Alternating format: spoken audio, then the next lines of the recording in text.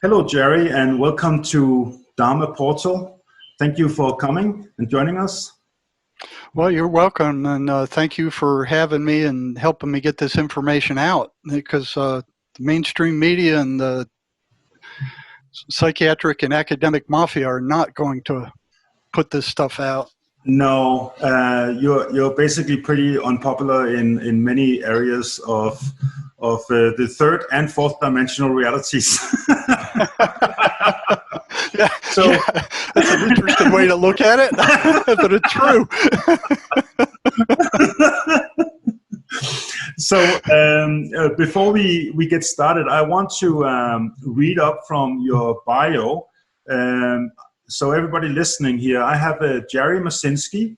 What is this called? BAMED. What does this stand for after your... It sounds like a Bachelor of Arts in Psychology. Okay. And then the MED is in Rehabilitation Counseling from the University of Georgia. And then I had 2 years in a psychology Ph.D. program before I couldn't stand it anymore. I had to get out of there. Yeah. So I got a taste of it, and it was exactly what they say, piled higher and deeper. Yeah, yeah. And so basically you've been, I just read here from, prior to retirement, Gerry was licensed psychotherapist. He has over 35 years of experience working with schizophrenic and other psychiatric patients in state hospitals, state prisons, and hospital emergency rooms. So you've been around the block, you've seen quite a few things. Gerry's formal academic training comprises of a BA in psychology from Temple University, a master's degree in counseling from the University of Georgia, and 2 years of study in a Ph.D. psychology program. He held the positions of a second LT? What is that? What is it? Position of second LT Arizona Civil Air Patrol. Oh, second lieutenant. Lieutenant. Okay. In the Civil Air Patrol. English is my first language, so I'm not good at all this this kind of language. An assistant scoutmaster. He is a licensed commercial pilot and certified scuba diver since 1972. In his spare time, he flies glider planes. Oh wow, I would love to try that. And enjoys cross-county motorcycle trips with friends. He's an avid explorer of nature, non-physical phenomena, I bet, and spiritual development. He enjoys travel, hiking, camping, welding, writing, shooting, gardening, and do-it-yourself projects. So, so basically, here's the thing. I found you on the internet. I don't even remember how that happened, but I saw an interview with you, and as soon as I saw it, I was just like, this is much bigger than most people realize. Your discoveries, what's happening. I mean, especially right now, what's happening on Earth right now with the lockdown, coronavirus, all that stuff. I mean, it's all part of it. It's all part of it. So I connected the dots right away, and then as the interview went on, I just saw that there's so many things I wanted to cover with you, because I want people to understand that your observations, the things you became aware of in the prisons with these schizophrenic patients, you can actually translate that over into what's going on in the world right now. And so I want to, in the beginning of this conversation, to cover all your experiences and your insights and what you saw. But I want people to understand that this is extremely relevant for you and for me and for every single person who is listening here, because this is involving everybody here, both on a planetary scale but also individually. And so so stick with us throughout this interview. I guarantee you this is going to be a roller coaster ride. This is going to be interesting. So welcome so much to the show. Good to be here. Yeah. So yeah, you wanted to establish the relative average guy. Yeah. First of all, listening to the mainstream media with this coronavirus crap, it sounds exactly like a bunch of psychotic voices attacking a schizophrenic. I mean, I looked at that and I said, that's them. That's them right there on the television. Oh, you're all going to die. You're all going to get sick. 50 million people have died here. Da-da. It's exactly the same kind of stuff that these entities tell schizophrenics, the same kind of paranoid stuff. Yeah. It's right there in front of you. Fear, guilt, shame, fear. Yeah. And they feed off of that. Yeah. You know, one thing. Isolate yourself. Don't look at anybody, and don't breathe, and stay away and be scared. And that's the same thing the schizophrenic voices tell schizophrenics. Don't trust your family. Stay clear of them. Don't accept any help.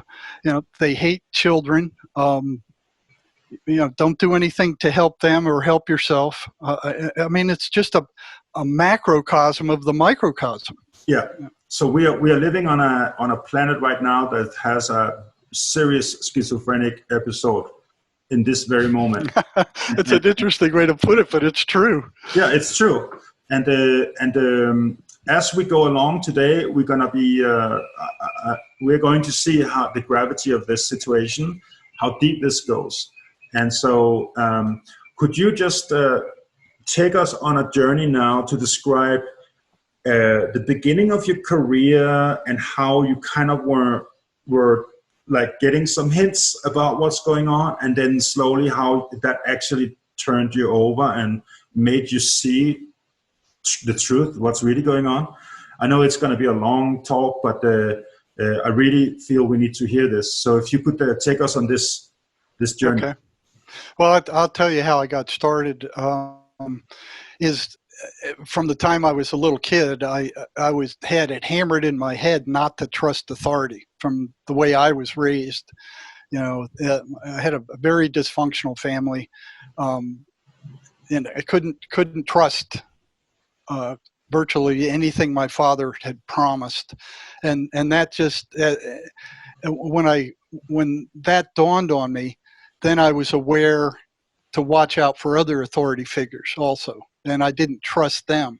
And then when you're looking for that, you know, if something comes up, you see it. You don't just ignore it and oh, I missed that, and just go on with your life. I mean, so thing after thing after thing. And I won't go into all those, but it was a long line of programming, don't trust authority. So went into college with that and figured, well, I can trust college professors, you know, because my dad was always, oh, they're like gods. And then I found that I couldn't do that either. You know, it was like there was one that really pulled a really dirty trick on us. It was an ancient history professor. So, I mean, the book was like, you know, a foot thick. And he was going to do a final exam over the entire book. Mm-hmm. And everybody complained. So he said, okay, this is what's going to be on the test. When we got to the test, none of that stuff was there. It was other stuff. So I wrote at the end of the test, I figured I did well enough to at least make a B or a C. And I wrote, well, what the hell did you do that for? He failed me. You know, and I went, ooh. You know, I got him back. Okay. He never knew what hit him. I got him back. But there went my trust for college professors. Mm-hmm. Now, in psychology, here you go in there, and the only part of psychology that you could actually check out was experimental psychology. You could go into the lab. They had the rats. You do these things, and the rats did what they predicted they would do. Mm-hmm. But all the rest of it, no, you had to take their word for it. So for somebody who didn't trust authority, you know, and is being fed all this information and going, how do I know this is true? And you know, they didn't mind you asking questions as much. The higher I went in the educational system, the more they minded being challenged with questions, until you got up to the Ph.D. program, and it's like, no, you don't ask questions. You just do what we tell you to. So here comes in abnormal psychology, the professor gave us this reading, and it was basically, it was some research paper from a psychologist that said if two insane people with delusions met each other and they had the same delusion, one of them would have to give way and pick another delusion. And I'm like, what sense does that make? Why would one crazy person have to change his delusion because another crazy person had the same delusion? Mm-hmm. And there was nobody to ask, because in undergraduate, you didn't have any access to a clinical population. There was no way to check any of this out. And if you tried, you go to the references in the back of the book, and it's very few of them had any really hardcore clinical experience. They were a bunch of academics that this guy got the information from this guy, who got it from this guy, who got it from this guy, who got it from this guy. But the number of them that were actually on the front lines, worked in a state hospital, or worked in psych crisis in an emergency room, or worked in the state prison in the psychology department, they weren't there. They were a bunch of academics writing papers, and it's like publish or perish. Yeah. And I found out that 90% of those papers that they wrote, I found this later on, are not replicable.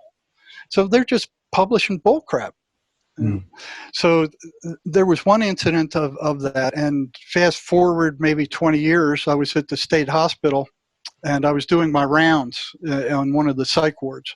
And here's a new guy walking on the floor and talking to himself. And what's interesting is what they hear is not like word salad. It's not like just a bunch of meaningless words. They're hearing a conversation, and they're carrying on a conversation with something or somebody.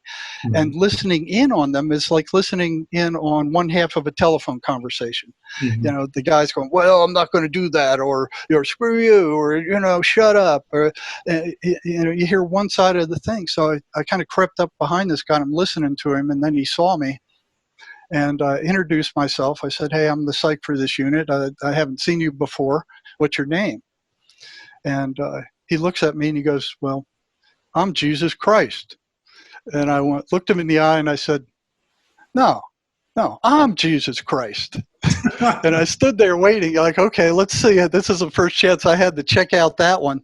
Mm-hmm. And he looks confused, that he's looking around, that he's thinking, and then he looks back, and he goes, okay, we can both be Jesus Christ. And he goes trimpling off. And I'm like, okay, that's another lie. I mean, how many more? Yeah. Another one they told me was schizophrenics are just way too disorganized to do any serious planning. Mm-hmm. And they're just, thinking is scattered and shot. Well, I got a call from a friend who was working another psychiatric unit one day, and he says, hey, you got to come over here and take a look at this. Hurry up, because it's not going to last long. So I'm like, what are you talking about? He said, just get over here. So I went over there, and we went to the psychiatrist's office. Now, this psychiatrist was they didn't have the highest quality psychiatrist at the state hospital. Mm-hmm. And this guy was he was strange. He dressed like Sigmund Freud. He had a beard like Sigmund Freud. He smoked a pipe like Sigmund Freud, and walked around on the psych ward, with this kind of suit on. And I looked at him, and I was introduced to him previously, and I looked at my friend. And I said, who's this wacko? Oh, we call him Sigmund. And so it was his office that I was being taken to. So we opened the door, and my friend points to the desk, and here's this pile of feces that was shaped into a pipe right in the middle of this psychiatrist's desk. So what happened was a psychotic patient from the third floor somehow made it through 2 other floors to get down to the first floor, past the nursing stations at like 3 or 4 in the morning, somehow broke into his office, opened the lock, got up on his desk, took a crap on his desk, and then shaped it into a pipe. Which, wow. This guy was always smoking a pipe, and then escaped from the hospital. We never found him again. So there was like, okay, so much for schizophrenics not being able to plan things. I mean, because that took a lot of planning and a lot of forethought to do that and then to escape from the hospital and not be caught? So okay, how many other things did they lie to me about? So this guy has been loose ever since and just never found as again? far as I know, they never caught him.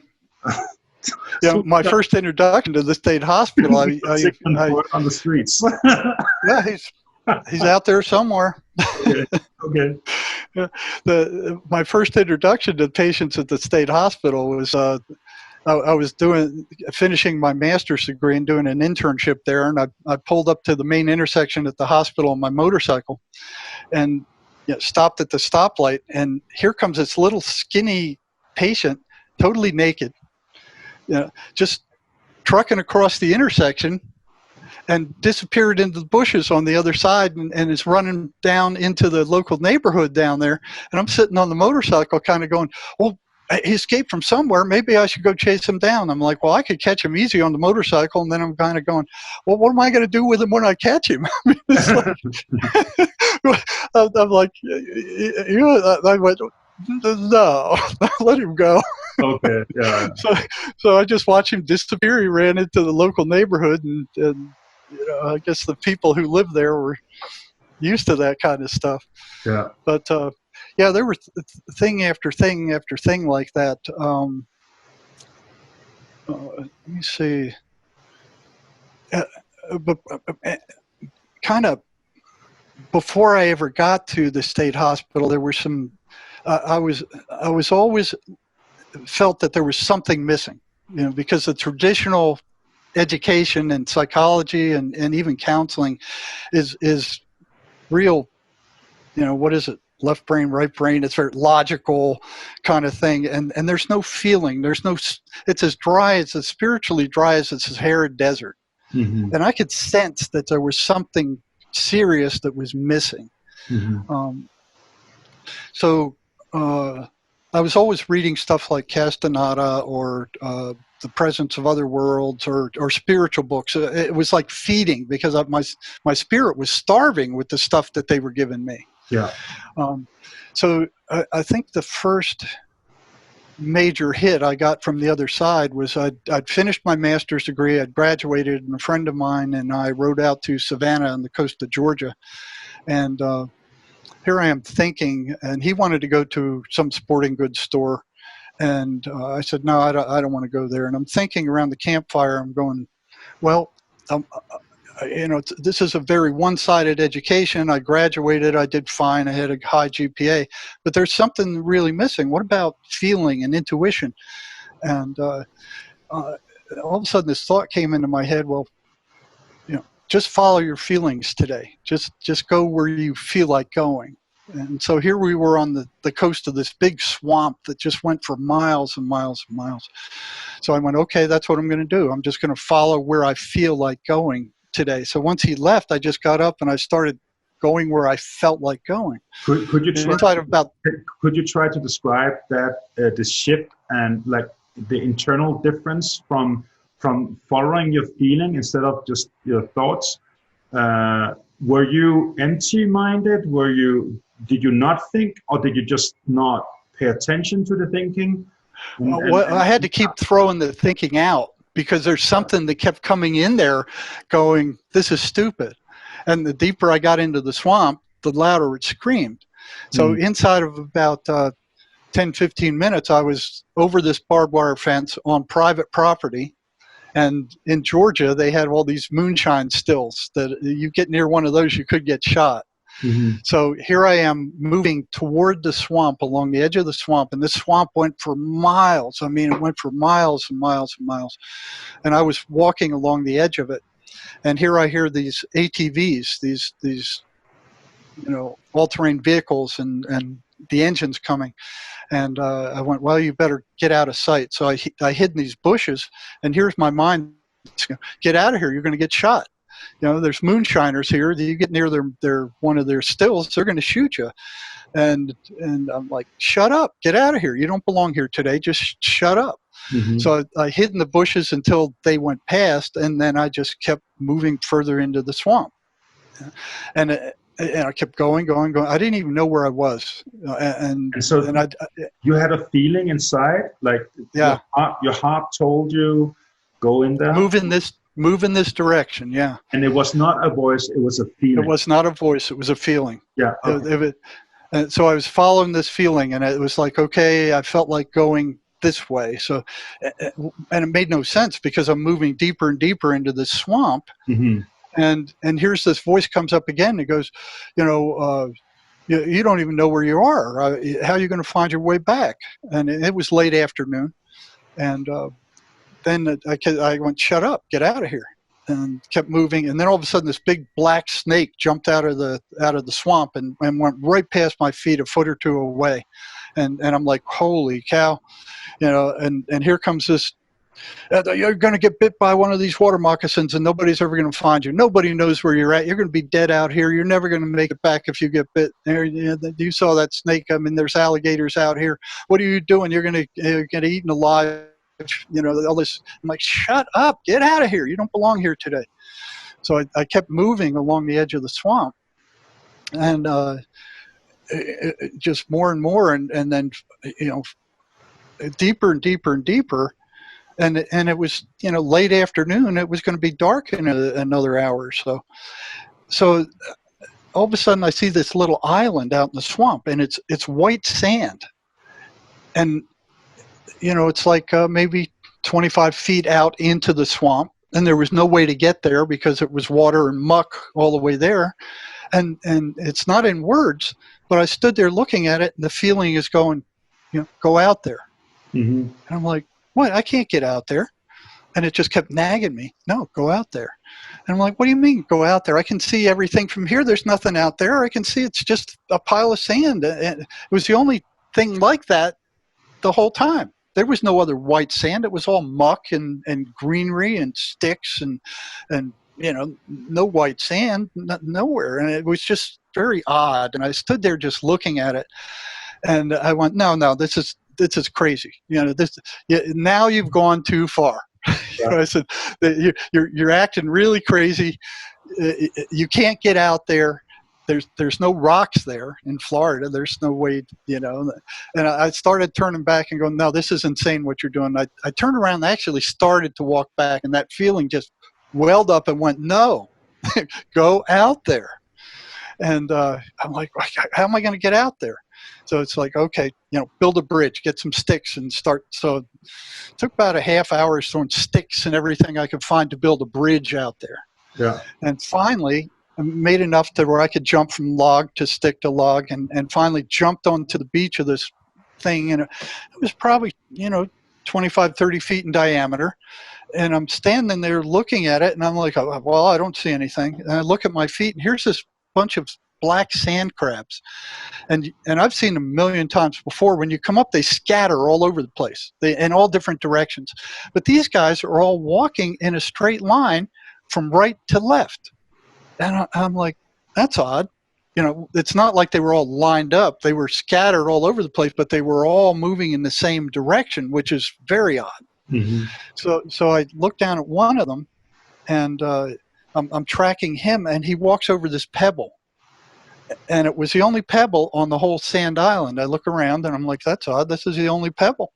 So I reach down to pick it up, and it won't come out of the ground.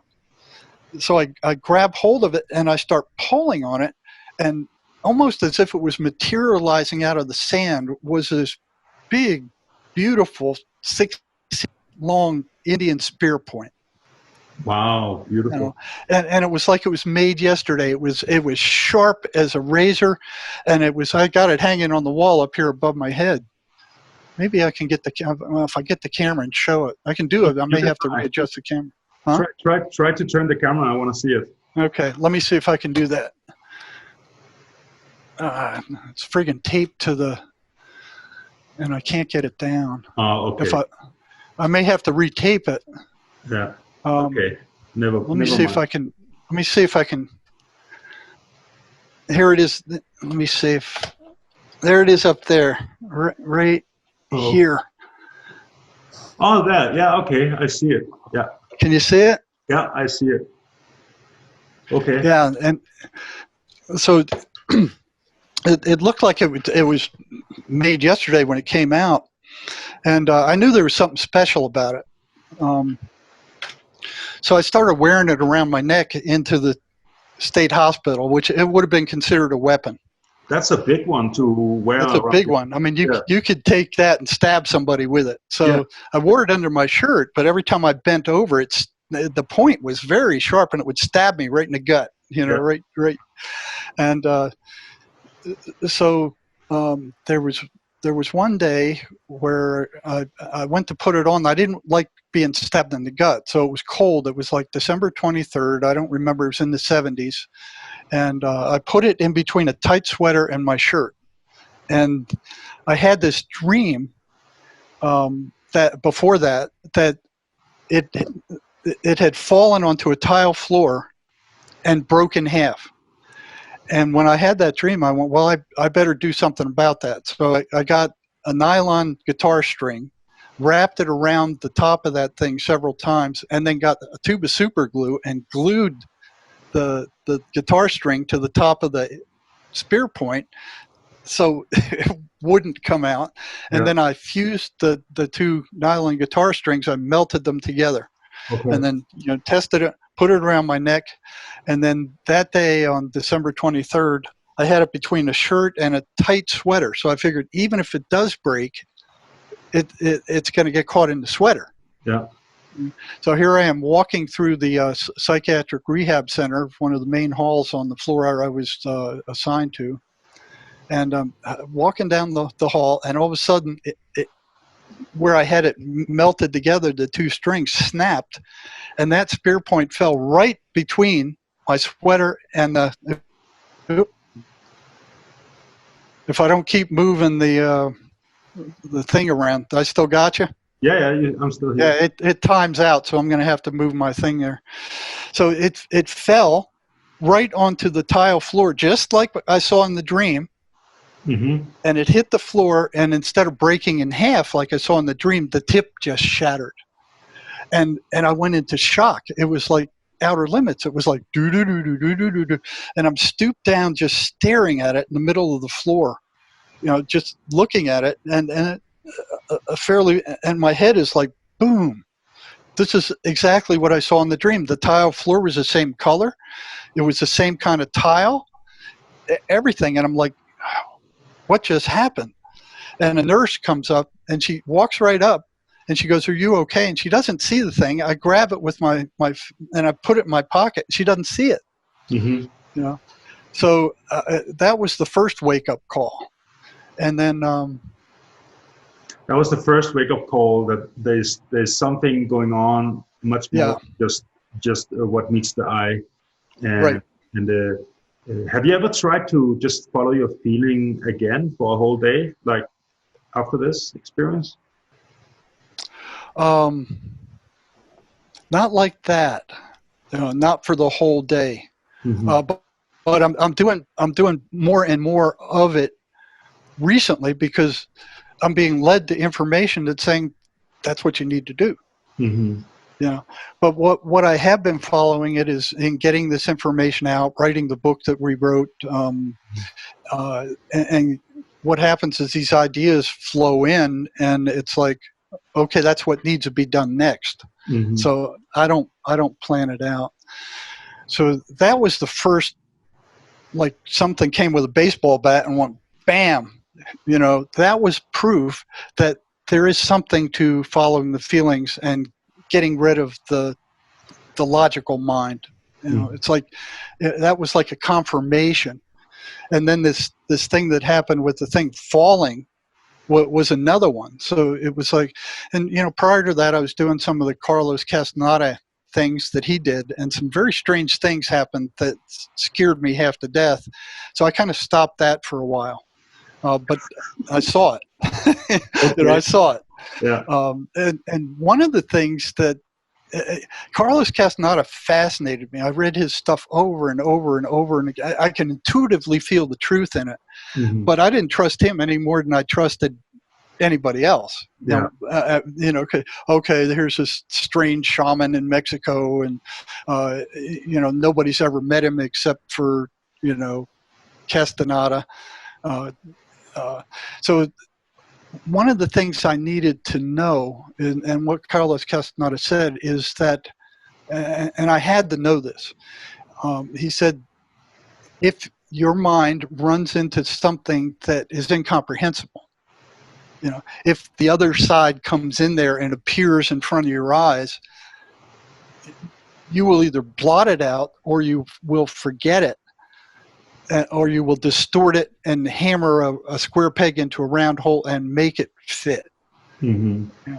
So working at the state hospital, I saw a lot of strange things, Mm-hmm. and stuff that most of the other staff they just discounted. And I'm like, no, I can't discount that. I did see it. I did experience it. So I had to know if that was the truth or not. So what I did is one of the patient. Now this guy he was crazy as a fox. Old James. He was an ex-convict who had convinced the judge that he was crazy, and instead of being sent to prison, the judge sent him to the state hospital.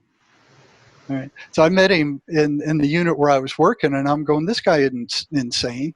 He's got some potential. So we sent him to a barber school, to teach him how to cut hair. Mm-hmm. And it turned out he was screwing half of his clients, but he was an interesting character. I got free haircuts from him for years, but I got this idea. I'm like, how can I prove what Castaneda is saying? And I thought about it, and I couldn't come up with a way to do that without getting thrown in jail or getting fired. I had all these ideas, but that one will get you thrown in jail. This one will get you fired. And I'm like, it went on for months, but I had to know it. So what I had is a friend in high school who was a memorabilia collector. He collected all this World War II stuff. So he gave me a Nazi helmet, German helmet. I got a string of machine gun bullets. I bought a replica MP40 Schmeitzer machine gun, and he had the uniform that he had made that make you look like a Nazi, and I'd wear it to parties and Halloween costume stuff, and the rest of the time it, just sat in the trunk. So I'm thinking, well, I brought that with me, and it was in the staff dormitories in storage, and I'm thinking, you know what? I could do something with this. And I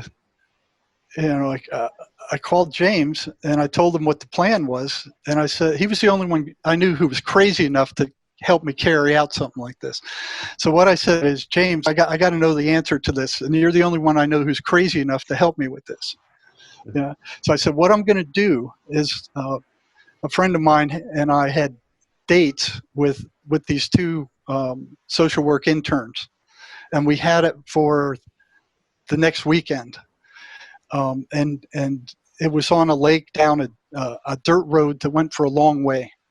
And we were going to meet at his place on the lake at night and have a barbecue with these two gals that we had dates with. But I was going to be driving them from the staff dorms over to Rick's place.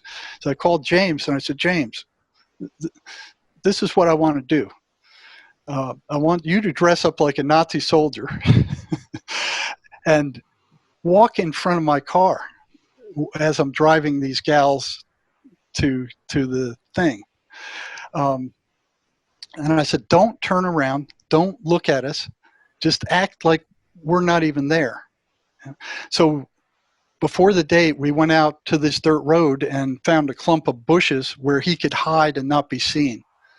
And we put a marker there, so on the way in, I knew where to stop. Mm-hmm. So here he is all dressed up. He hid his car. He's all dressed up. And I said, okay, I'll meet you at this point at this time. So here I am with the two gals, walking, going down this dirt road at night. And, halfway there, I look out the window like, did you guys see that? And they go, see what? I said, well, hold on a minute. I stopped the car and ran off into the bushes and came back and didn't say anything, started driving again. And they said, well, what'd you see? And I said, well, I thought I saw an Army tank, but I guess not. There's nothing out there. So we kept driving again. So I hit that spot where James was. And what I told him was that I'm going to turn on the high beams. I'm going to take the keys so they can't leave me, you know, and I'm going to walk in front of the car right where you're hidden. And then I'm going to cross the headlight beam and disappear into the road on the left-hand side. Now, as soon as I disappear into the left-hand side, you slowly walk out with the German uniform, the machine gun, the Nazi insignia, the German helmet, and slowly walk across those headlight beams. I'm going to run back toward the car as fast as I can, come up from behind the car, and hopefully I'll be there opening the door by the time you get to the other side, because the point was not to scare them. I didn't want to give them time to get scared. I wanted to be there by the time this was all over. What I wanted to see was what we're going to do with this. So it worked like clockwork. You know, I disappear into the dark on the left-hand side. I run back toward the car. I look back, and here's James walking in this Nazi uniform with the big, bright red swastika, the German helmet, the MP40 Schnitzer, jack boots. I mean, there's no doubt that this is a Nazi soldier walking in front of them. And they're both looking at it. And he crosses the beam, and he's walking very slow. I mean, it was like, you know, he gave me time to go all the way back to the car, come around behind it, and get to the driver's door by the time he disappeared on the other side. So I get back in the car, and I shrug my shoulders and go, I don't know what's going on tonight. And just keep driving. I didn't say anything. And they're dead silent. They're dead silent. They don't say anything. And I just keep driving, and so one of them says, well, we saw a soldier. Okay, here's the first diminution, or the first distortion. It wasn't just a soldier. It wasn't an American soldier, which would have made some sense. It's a Nazi soldier, which made no sense. So it went from a Nazi stormtrooper to a soldier. Right. And I'm like, oh, come on, you guys, you're just pulling my leg just because I thought I saw something. You're giving me, hit me with this stuff. And they go, no, we saw a soldier. And I said, well, what would a soldier be doing out here in the dark? You know, Fort Gordon's 75 miles away. There's no Army base near here. You know, and they just shut up. They didn't say anything else. So we got to the party, and they didn't say anything to Rick either. So while we're eating dinner, I said, Rick, it's been a real strange night. You know, I thought I saw something out there that was strange, and these guys are saying they saw a soldier. And I said, there's no Army base near here, is there? There's no practice grounds or anything. No, there's no soldiers near here. There's no Army base near here. And I said, well, why don't you guys tell Rick what you saw? And they go, well, we saw a hunter. And so here goes again. You know, from Nazi soldier to hunter, that made some sense. But what would a hunter be doing out there at night after dark, walking around in the middle of nowhere, you know, with a machine gun? And Rick kind of goes, well, you know, it's not hunting season. Well, what would they be hunting at night in the dark? You know, and they shut up. You know, so it's like watching this, and then a couple of months later, after one of them finished their internship, I was with both of them. I was driving one of them back to the airport, and on the way to the airport, I asked them. I said, "Do you guys remember what happened that night at Rick's?" And they'd forgotten it. They'd completely wiped it out of their memory. So here I verified what Castaneda was saying, is that when you see something that's weird and it doesn't agree with your view of the world, you're going to take it and you're going to distort it. Yeah. And that was very important for me to know. I had to know that because at the state hospital working with these psychotic patients, but I was seeing all kinds of weird stuff that just didn't make sense. And even though I couldn't figure it out, even though I didn't understand what it was, I didn't discard it. You know? But I found if I didn't start writing them down, I would forget them. So I start keeping a log of this stuff. That was a very important lesson there. Did you ever tell them that you were making this experiment on them? Nope, but one of these days they're going to find out through what I'm just doing right now. If they ever listen to this stuff, I don't even know where they are now. My intention wasn't to scare them. It was just to find out. Yeah, I had to know this. Yeah. So, it was just, there was so much weird stuff happening when you start working with these real regressed psychotics. And the stuff kept coming up that didn't make sense. So I'd ask the staff, I'd ask psych nurses, I'd ask regular nurses, I asked psychiatrists. I said, what causes schizophrenia? Why are these people doing all these crazy things that don't make any sense? They're self-destructing, they're sabotaging, they're committing suicide, they're beating each other. There was one guy who, he slit his wrist and he kept his mouth shut the whole time, and blood squirted up to the ceiling, and he kept quiet the whole time until he passed out and died. What I saw was the voices were telling him to kill themselves, and psychiatrists ignored the voices except if the patient told them to kill themselves. Then all of a sudden they acted like they were real. They'd put them on suicide watch, they'd lock them up, they'd fill them full of meds. But everything else the voices were telling them, they didn't even look into. They're hallucinations. They're meaningless hallucinations. It's only if they were telling them to kill themselves that they would react to it. They had no curiosity about what else the voices were telling them. Mm-hmm. After questioning a bunch of them, they kept saying, I remember one psych nurse, I said, well, why do they do this? Why are they killing themselves? Why did they do all this irrational stuff? Why are they so self-destructive? Why are they so self-sabotaging? Why did they go off their meds? They couldn't answer any of those questions. One of the nurses said, well, that's just the symptoms of being schizophrenic. That's just the way they are. They're crazy. That's what crazy people do. And I'm like, well, what the hell kind of answer is that? And I'd ask the psychiatrist, what's going on with this? And 90% of them would say, well, it's a chemical imbalance of the brain. 1% would say, well, we really don't know, but they were in the minority. Mm-hmm. So I'm like, chemical imbalance of the brain, okay. Then what is out of balance and by how much? And why aren't you given any tests to see what's out of balance by how much? They never gave any tests.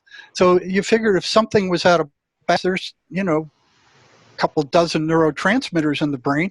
Which ones are out of balance and by how much, and what meds are best for them? No, there weren't any tests. They was like a shotgun approach. Well, we'll try this one. If that doesn't work, we'll try this one. That doesn't work, we'll try this one and this one and this one and this one. And I'm like, well, what evidence is there for a chemical imbalance? And the deeper I looked into it, there wasn't any. So this whole serotonin story that we're being told, it's bullshit. It's bullcrap.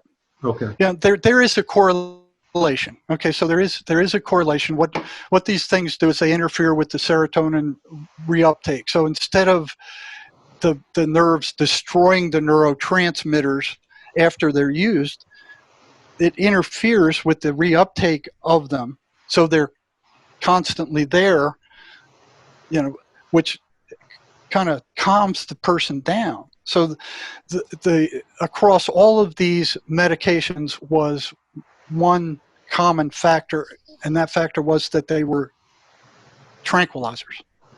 They were calming these people down. Yeah. You can see people on medication that turn into these kind of chemical zombies. You don't get any emotional reaction of anything. Life is not juicy anymore. It's just everything is just flatline. That's kind of the experience I'm seeing in people with on medication. And at the same time, that stuff is destroying their peripheral nervous system. So it's rotting out their peripheral nervous system. And while it's doing that, there's, they get this shaking, this tremor, this uncontrolled tremor.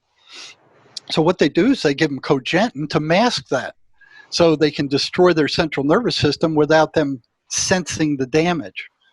What they call it, akinesia. So there's all these nasty side effects to these medications that they're using. Mm-hmm. And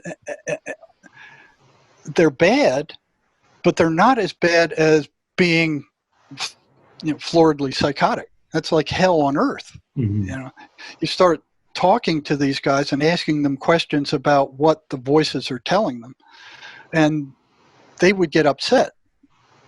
And that didn't bother me with my background. It's like, okay, my dad was, you couldn't. He was a rageaholic, so it's like whatever these guys threw at me was like, yeah, what else you got, buddy? I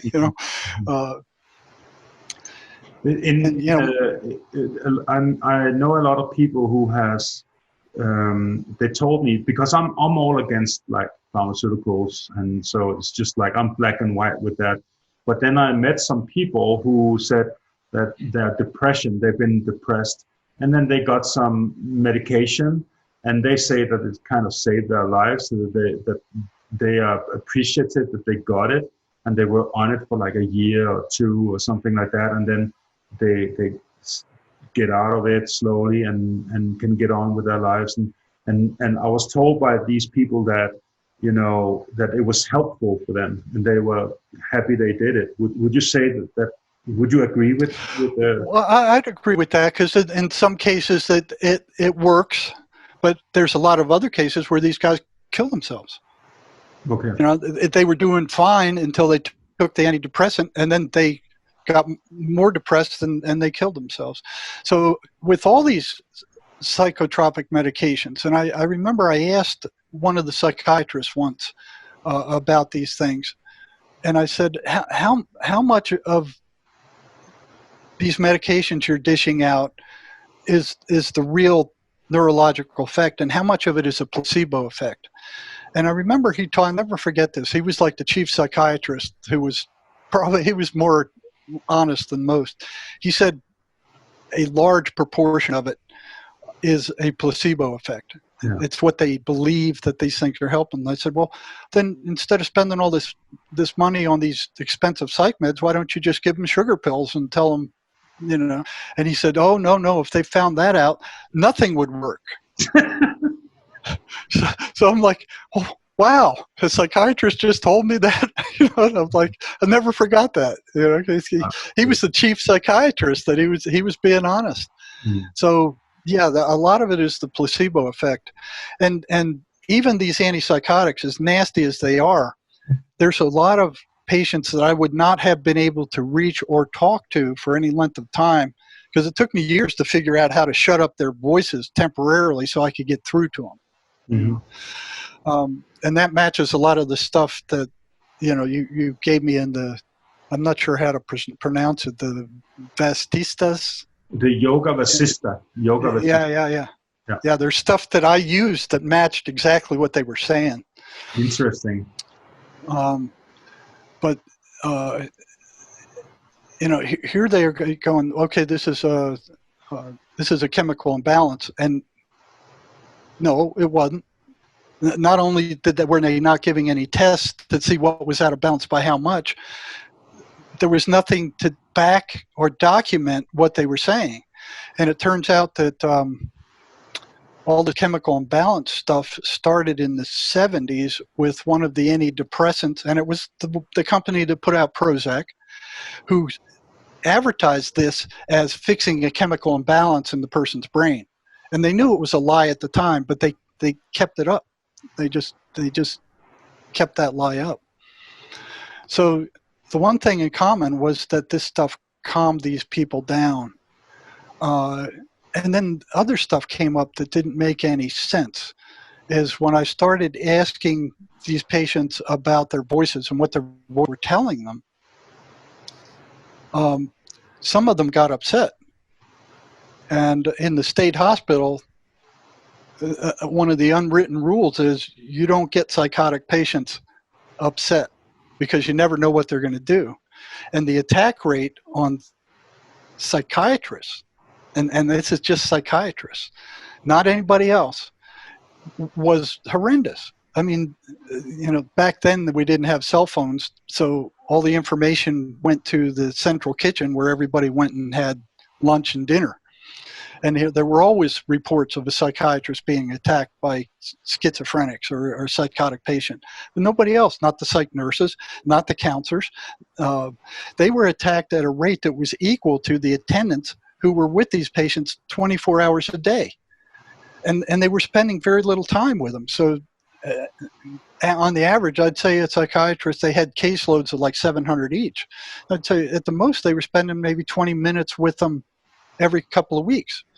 So I'm thinking, like, what are they doing to piss these patients off in 20 minutes that is causing an attack rate that's, equal to attendants that are around them all the time? And I got the statistics for that here too. It's not just at this hospital, it's everywhere. They're being attacked at a rate, significantly higher than any other doctor. And I'm like, well, why is that?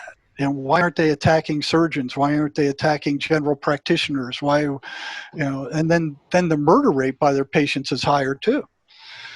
And that's one of the anomalies that stuck out. And I never had an answer to it until years later. And it turned out it was the voices that were telling these patients to attack them, because the medications they were giving them were interfering with the voices, upsetting these patients. So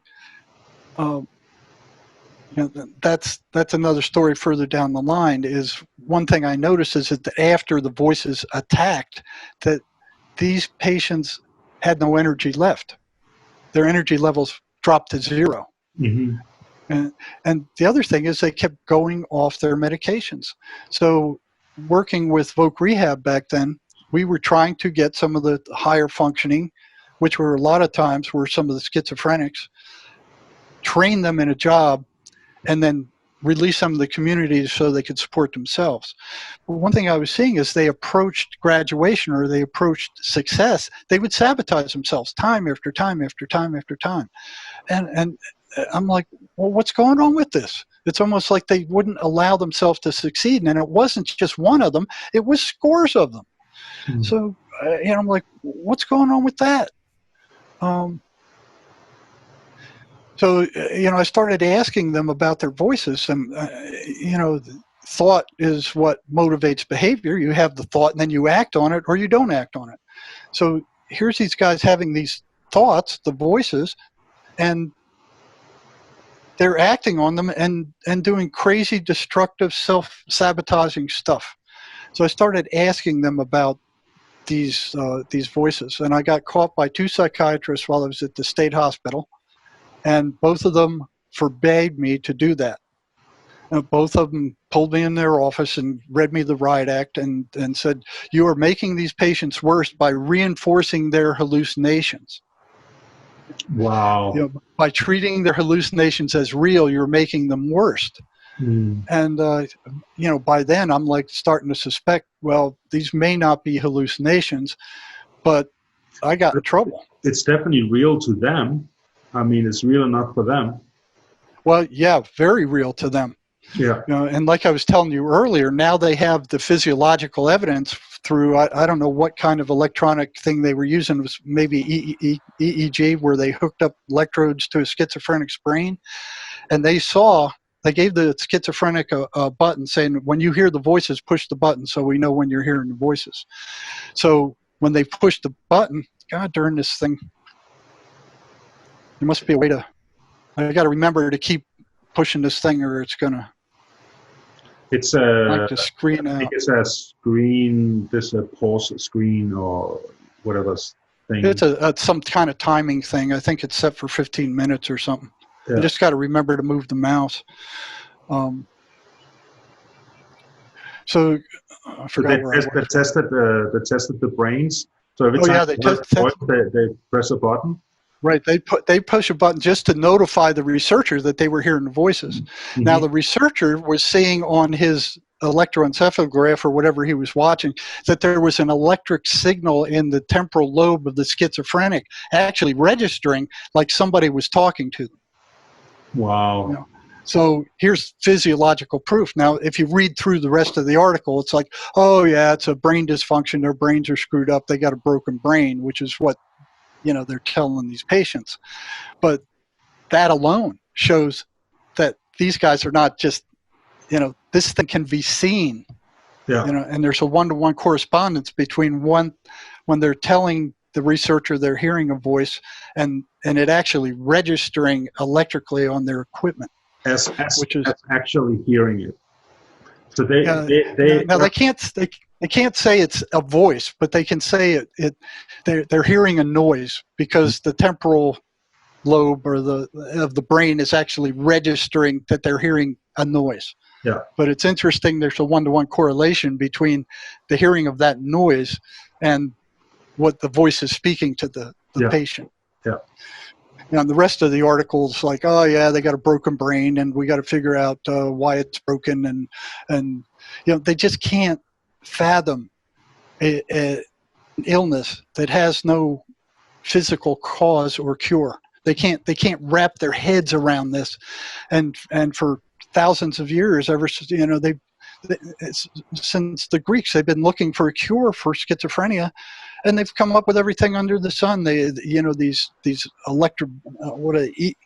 EEG things where they shock their brain. I watched one of those at the state hospital. I almost fainted. They did that.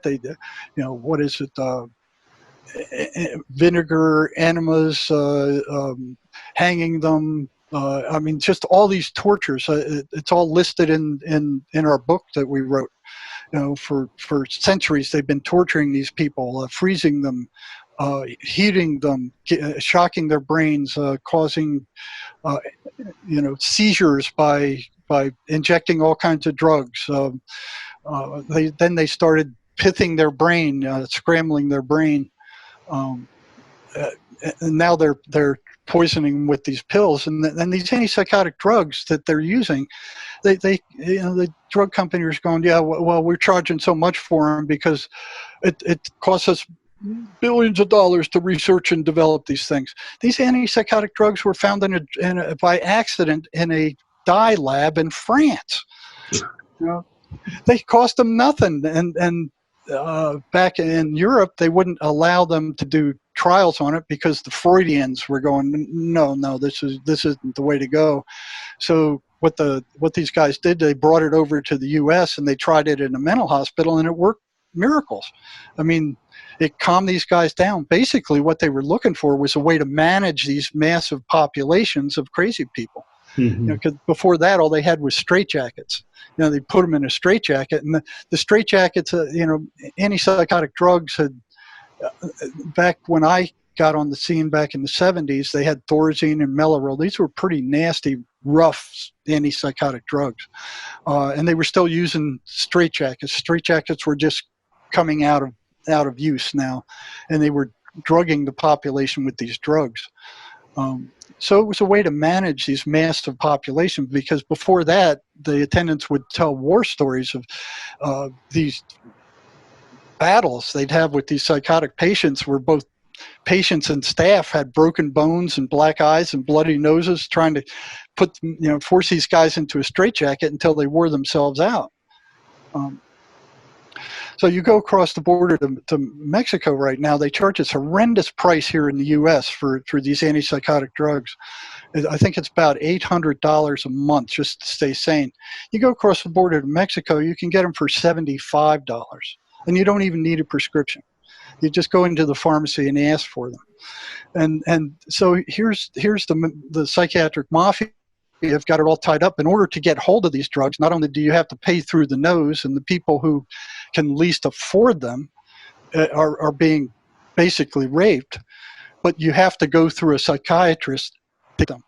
And every month you got to go into his office, and it's like $175 for a visit to a psychiatrist to prescribe these things. And then you got to go to the pharmacy, you got to pay the pharmacist, and so what the psychiatric mafia is doing is it's nuts, but they don't know anything else.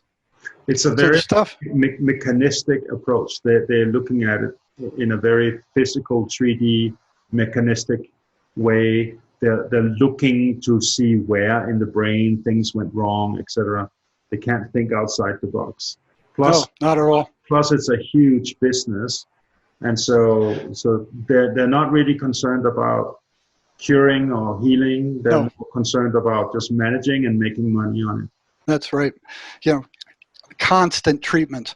The drug companies are making, just on antipsychotic drugs, $3.7 billion a year on these toxic drugs. You know, and the drug companies they've completely controlled the Congress and the Senate in the U.S. in Washington. Mm-hmm. I mean, 2/3 of the Congress and the Senate have taken drug money from these pharmaceutical people. So the drug costs in the U.S. are higher than anywhere else in the industrialized world. Yeah. And they you can bet your booties they don't want to hear what I'm saying, that there is these voices are real. These are entities. They're not a chemical imbalance of the brain, and none of this stuff is going to make them disappear, and they're barking up the wrong tree. Mm-hmm.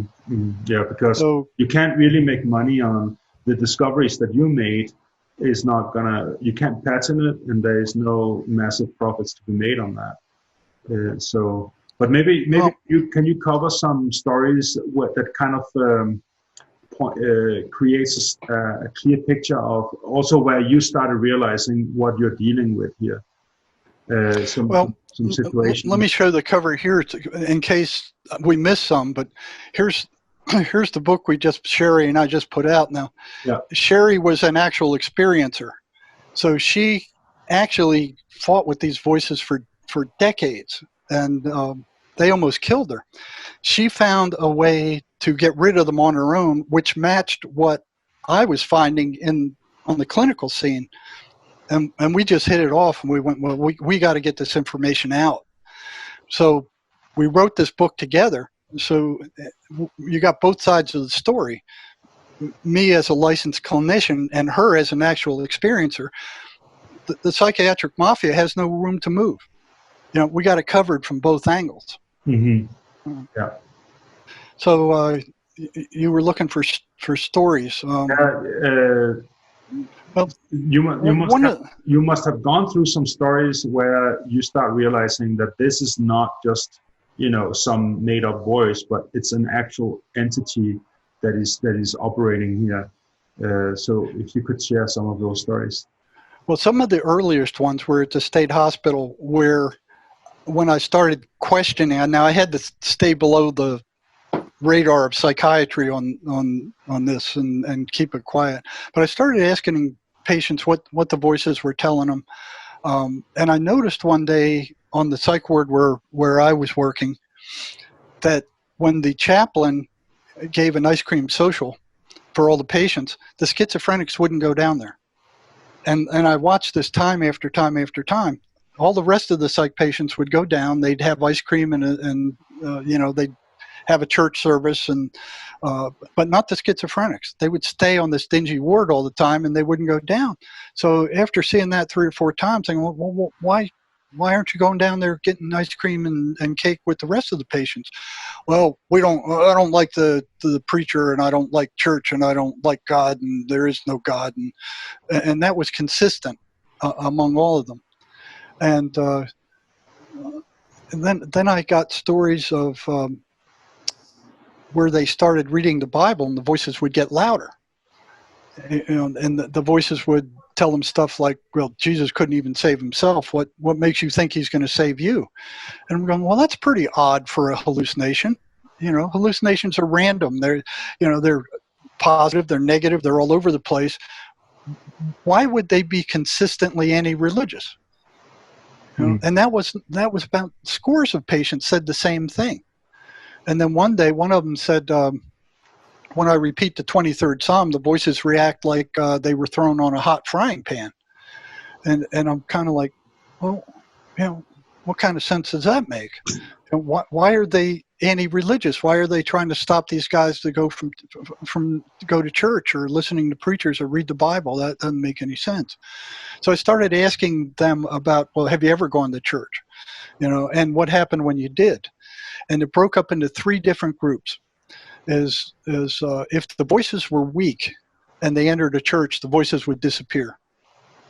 If the voices were of moderate strength, they would get louder when they went into the church. They would start mocking the preacher and yelling and hollering and blotting out the message that the preacher had. Mm-hmm. So the patient couldn't concentrate on what the preacher was saying.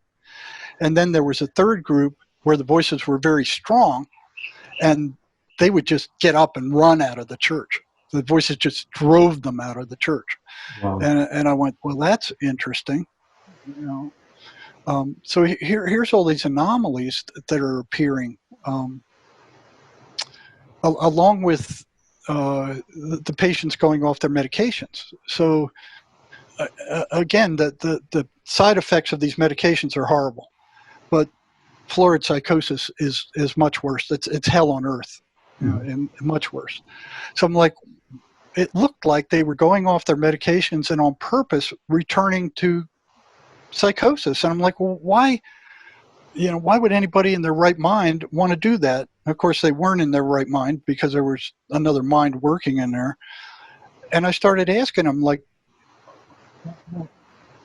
why did you, every one of my caseload who went off their medications, I would ask them, well, why did you do that? Oh, I didn't like the side effects. And that went on for years. So what I did is, I'm like, well, wait a second, that makes no sense. So I decided to do an experiment on it, and I wrote down all the nasty side effects, or the nasty effects of psychosis, all the bad things that happen to psychotics, seeing ugly things, hearing auditory hallucinations, being told to kill themselves, all this horrible stuff. And then I gave them a blank sheet of paper, everyone that went off their meds, and we put them back on. So they were saying at the time they filled this out, said, write down all the nasty side effects you've experienced from your meds, because they didn't all experience the same side effects. So they filled that out, and, there were a handful of things on there. And then I gave them the list of psychotic symptoms, and I said, check each one of these that you experienced while you were in a psychotic state. And there were a whole bunch of them, and they were way worse than the side effects. And then I'd hand them both sheets, and I'd say, okay, which one's worst? Every single one of them would look at the effects of being psychotic, and they said, well, being psychotic is worst. And I'd ask, well, then why you go off your medications? You know what they said? And this went on for years. And I felt like a nutcase myself, asking them the same questions over and over and over, and expecting a different response. But where else would the answer come from? It had to come from them. So I had to keep trying. They had to have that answer somewhere. Yeah. And this went on for years, and they all agreed, well, the psychotic symptoms are worse. And I said, well, then why'd you go off your meds? And you know what they would say? I don't know. They'd say, I don't know. They couldn't answer the question. And finally, as the last year I worked at the state hospital, it's with my 7th year, one gal got in a lot of trouble because she went off her meds 3 times. And you go off your meds 3 times, it was like, well, she's not going to stay on her meds. We're going to, if she can't stay on her meds, she's not going to stay sane. And let's put somebody else in the program who will stay on their meds. So she was about to be discharged. We notified her mother, who had a rough time with her when she was home. And the mother called me and said, well, listen, you don't discharge her, because I can't handle her. I'll come up there. We'll talk to her together. Let's find out what's going on. We got to keep her on her meds. So I said, okay, well, come on up next Friday. I'll make an appointment with you. We'll bring her in and we'll talk to her together. So, I did the same thing with her. She goes, well, and then both of us are asking her, like, why did you go off your meds? And she goes, well, you're not going to believe me. And I said, well, I've heard some pretty wild tales since I've been here. Tell me, I don't think anything you're going to tell me is going to shake me up. And she said the voices told me they were poison, and that the psychiatrist was poisoning me. And I'm like, whoa. click, click, click, click. That clicked in with the psychiatrist being assaulted. If the schizophrenics, the voices are telling the schizophrenics that the patient is being poisoned by psychiatry, yeah, they're going to attack the guy. All these things clicked into place there. So I started asking other patients the same question, and boom, boom, boom. Yeah, the voices are telling me the medications are poison. So I'm like, what are these things? What are these voices? And they never said anything good. That was another pattern. You think, okay, if they're hallucinations, like I said, they should be random. They should be all over the place, positive, negative, neutral, all over the place, scattered. No, they weren't. They were all negative.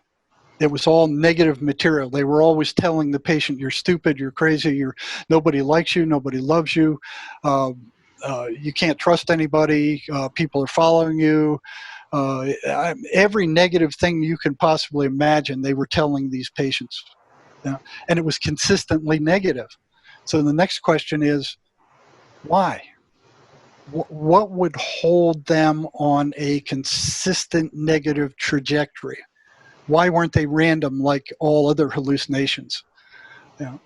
And I started asking that question. So here's all these things that aren't making sense with regard to what psychiatry and psychologists and the rest of them are doing. And then the chemical imbalance stuff that didn't make any sense. So, by the time I got out of the state hospital, by then I got accepted into the Ph.D. program, which was supposed to be one of the best in the nation, and it was for me, it was a nightmare. I could feel the programming. I could feel them trying to make me think the way they wanted me to think. It was like they lock you in a pressure cooker and turn up the steam until they bake your brain. And I'm like, I can't deal with this. I can't stand this. And I'd ask them questions like, why is this happening? Why is this happening? This doesn't make any sense to me. And basically it was like, shut up, just do what we say and regurgitate this back. And after 2 years of that, I couldn't deal with it anymore. But I suspect that voices were not hallucinations then. Where I really learned about them was when I went to work for the psychology department in the state prison. And there, at the state hospital, if the voices got upset because I was asking questions about them and the patient then got upset and that came to the attention of the psychiatrist, I get pulled up into the office and, you stop this nonsense of yours or, we're going to take care of you. But at the state prison, one of the patients or the prisoners complaining to anybody about, well, this guy's asking us questions about our voices and gets me upset. That didn't even break the ambient noise level in there. It was like, oh yeah, well, tough beans, buddy. Deal with it. Yeah. So what I had around me the entire time was a select group of psychotic prisoners. They'd call them criminally insane, where we had an agreement that I would help them out the best I could, do whatever I could for them. But the agreement was they had to tell me in real time what their voices were telling them in response to what we were talking about. And this was a rare group because a lot of them wouldn't do that. They didn't want anything to do with this kind of stuff. But I always had around me maybe 12 or 15 of them that agreed to do that. And I'm finding that here's the voices are saying the same things to them, the same negative also stuff to them that they were saying 2,000 miles away at the state hospital. So this thing was independent of time and space. Interesting. It was almost like, That's very interesting. Yeah, I found that interesting. Yeah. So it's like they all went to the same rotten school of how to torture people. Yeah. And 2,000 miles away, here are these patients in the emergency rooms I worked at, the private hospitals I worked at, the state prisons I worked at, the mental health centers I worked at here in Arizona. These voices are saying the same things to them as they were saying to the patients at the state hospital 2,000 miles away. The same exact stuff.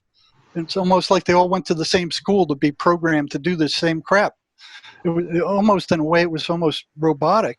And the more I learned, I found this interesting too. The more I learned, and I learned a lot at the state prison, because I could ask them all kinds of stuff and not get in trouble for it. I got in trouble when they started recovering. Then I got in big trouble.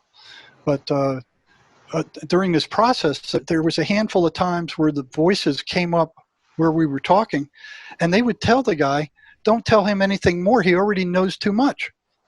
And that happened, like 5 times. And I'm like, well, that's interesting. Interesting. That is. So, yeah. Started experimenting with different ways to interfere with the voices and what they were telling these patients. Because I'm like, but regressing back to the state hospital once, and I think I told you this story. There was one day, it was like probably in my last year there, or last 2 years there, where I prayed. I said, God, what are these things? What are these voices? What are they? Let me experience them so I can see. And then I forgot about that. And a couple of months later, and what I do is I come back from the state hospital, and I lived on a lake, so I'd go swimming late at night, after all the motorboats have died down and the water was calmer, and I'd go swim out in the lake. And I was a good swimmer. I was just, scuba diver. I swam like a fish. The water was my friend. I loved it. And I headed out into the lake at night, probably around 9 o'clock. And I got into the stroke. It was like meditating. I balanced my air intake with how much, I needed, and was just cutting through the water. And then I kind of like, oh, wait, hey, I'm getting tired here. Well, I better look up and see where I'm at. So I look around, and I'm way the hell out there. I'm way out in the middle of the lake. And, you can see the lights on the bank. And all of a sudden, here comes this thought. Comes in my head. It says, well, you're too tired to make it back to the shore. And I'm going, well, that's true. I was too tired. I couldn't have swum back there. I needed a rest. And then it goes, well, you're real far from shore. And I'm going, well, that's true. And then it goes, and the lights are going out on the shore, and you're going to get disoriented. You're not going to be able to see the shore if all the lights go out. I'm going, that's true, but I'm also thinking, that's a friggin' yes set. That's what salesmen do to you. Oh, you like this thing? Oh, you do this and this and this, and they get you going, yes, yes, yes, yes, and then you want to buy this? Yes. Oh, yeah. So I recognize that it's a yes set, and I'm saying, am I using a yes set against myself? Why would I do that? That wasn't me. That's tricky. That's very tricky. Yeah, and I found that very odd. And what I was taught back when I went through school, you had to have a semester of skin diving and a semester of scuba diving at Temple University before you could even, a whole year worth of diving.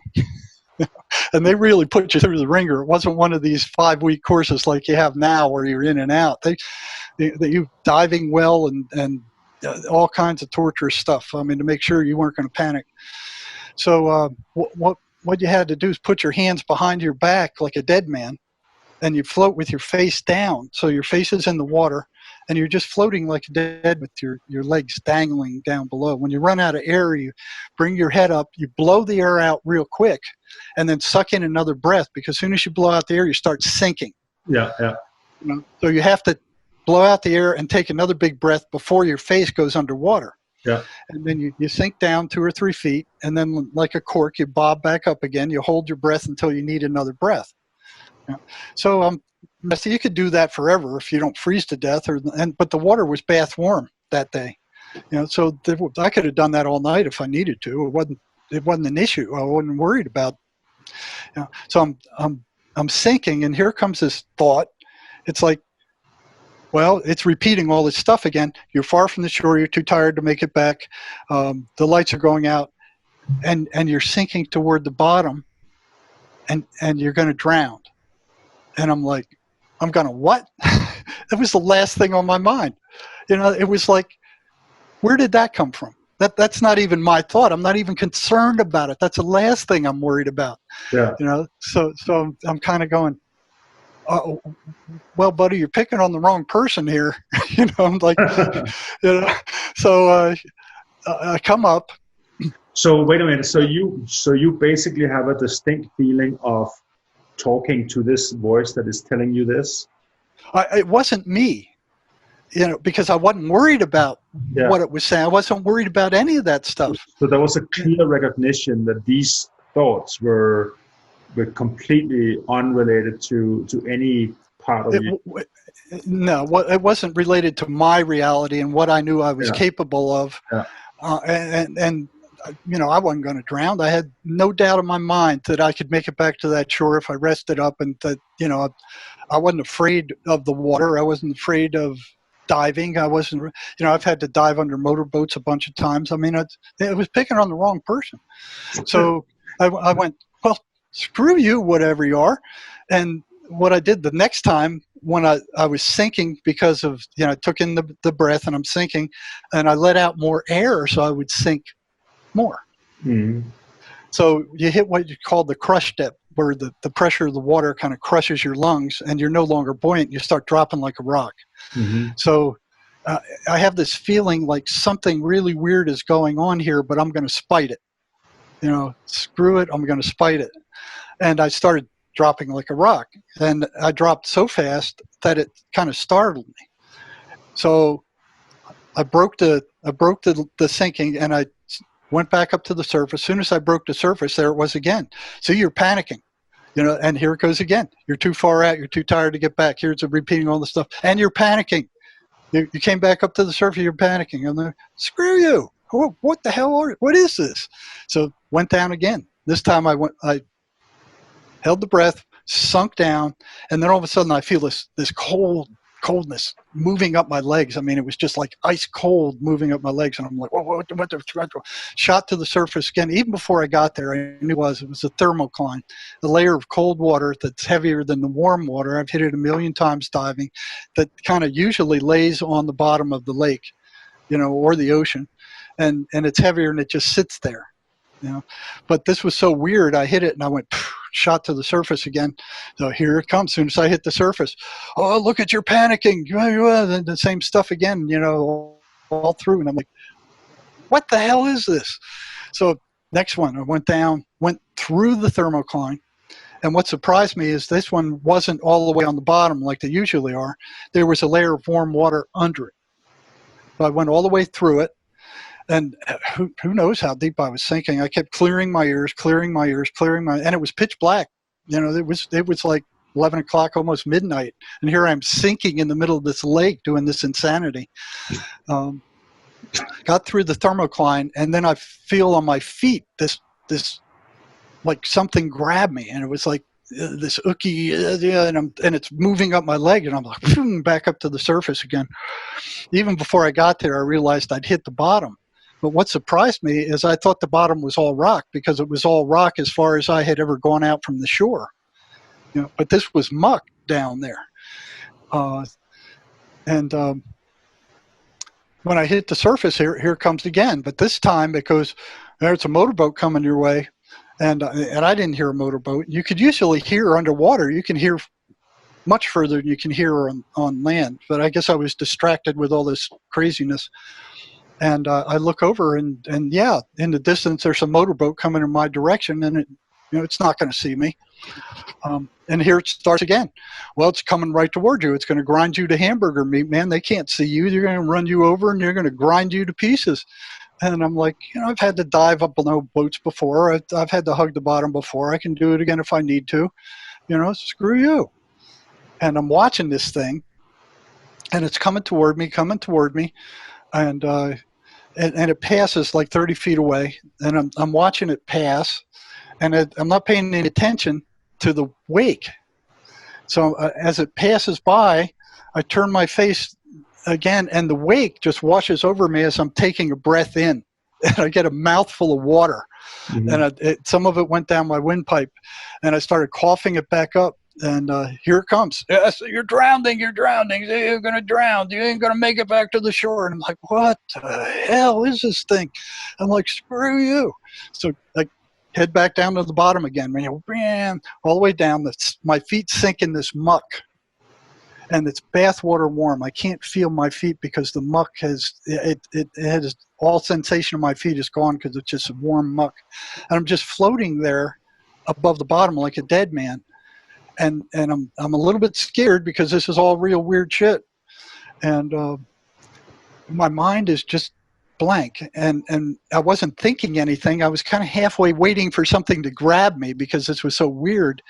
And all my senses were cut off. No sight, no sound, no smell, no feel. It was like my body had disappeared. And the only thing there was my mind. And it wasn't even my mind because there were no thoughts. I was aware that I was aware. And that's all there was. And for the 20 seconds I could hold my breath down there 35 or 40 feet down, it matched exactly what the Vihamaha thing, your V-Sista, I'm not sure how to pronounce it. Yoga Vasista, the Yoga Vasista. That matched exactly what they were saying. Mm-hmm. You know, so it was like, there it was, I had experienced it. So I knew that all this other stuff, the thinking, the feeling, all this input behind that was the awareness that I was aware. And that's what the core was. And that was being covered up by all this other crap. Mm-hmm. Yeah. Yeah. And that was a peak experience. And I did bring that up once to somebody when I was in the Ph.D. program and got the diagnosis schizoaffective. And when I heard that, I was furious. I was going, these guys don't know their asses from a hole in the ground, you know? And what I wanted to know out of that program was where do thoughts come from? Mm-hmm. And I'm waiting. The first year that wasn't brought up. Second year that wasn't brought up. So the head of the department one day was holding a conference on how to lie with statistics, actually teaching us how to lie with statistics. And here he is describing the very end of a normal curve as if it's the entire population. And yeah, I'm no statistic genius, but I raise my hand and I say, hey, wait a minute. What's with this? You know, that's not what's going on. How can you describe the top 5% as the entire population? It's a part of that population. It's not an independent in and of itself. How could you say this? And you know what he said? He said, well, if this blew my mind. He goes, well, if they're too stupid to catch it, that's their problem. Yeah. And I'm like, bam! You know, I'm like, I can't believe I just heard that. I can't believe it. And I look at all the other students, and Tom, a friend of mine, he's looking at me and he's like, he can't believe it either. And all the rest of them are looking straight ahead like, so that's how it's done. And I'm like, oh, wait a minute. So the next seminar this guy held, you know, I went, and he said, are there any questions? Then I raised my hand and I said, yeah, I've got a question. I said, where do thoughts come from? And he looked at me like I had fallen out of a spaceship at his feet. Now, it was like he just, and he's thinking, and he goes, I'll talk to you after the lecture. And after the lecture, he ran out. And I'm like, uh-oh. I think I redlined myself again. You know, so I was already in trouble for asking too many questions. You're gonna get some answers on that question in that book that I gave, the Yoga Vasista. They talk about. Well, Swedenborg addresses that also very well. Yeah. You know, that's the first place I've got some answers. But you know, I left with the realization that that's what's there and that all this other stuff is covering it. Mm-hmm. You know? But with schizophrenics, it's covering it in a very destructive, evil manner. So the question was, what are these things and how do they accomplish this? You know? So in the process, I got some very interesting stories. Do you want to go? You want to go there now? You want Yeah, some of those? absolutely. Let's go there. Okay.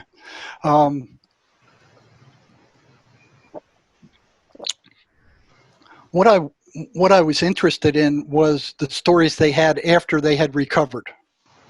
You know, and I was able to track them all the way through. And also another weird thing happened while I was working with psychotic prisoners in the prison. And this was very odd because I couldn't do this in any other area of my life.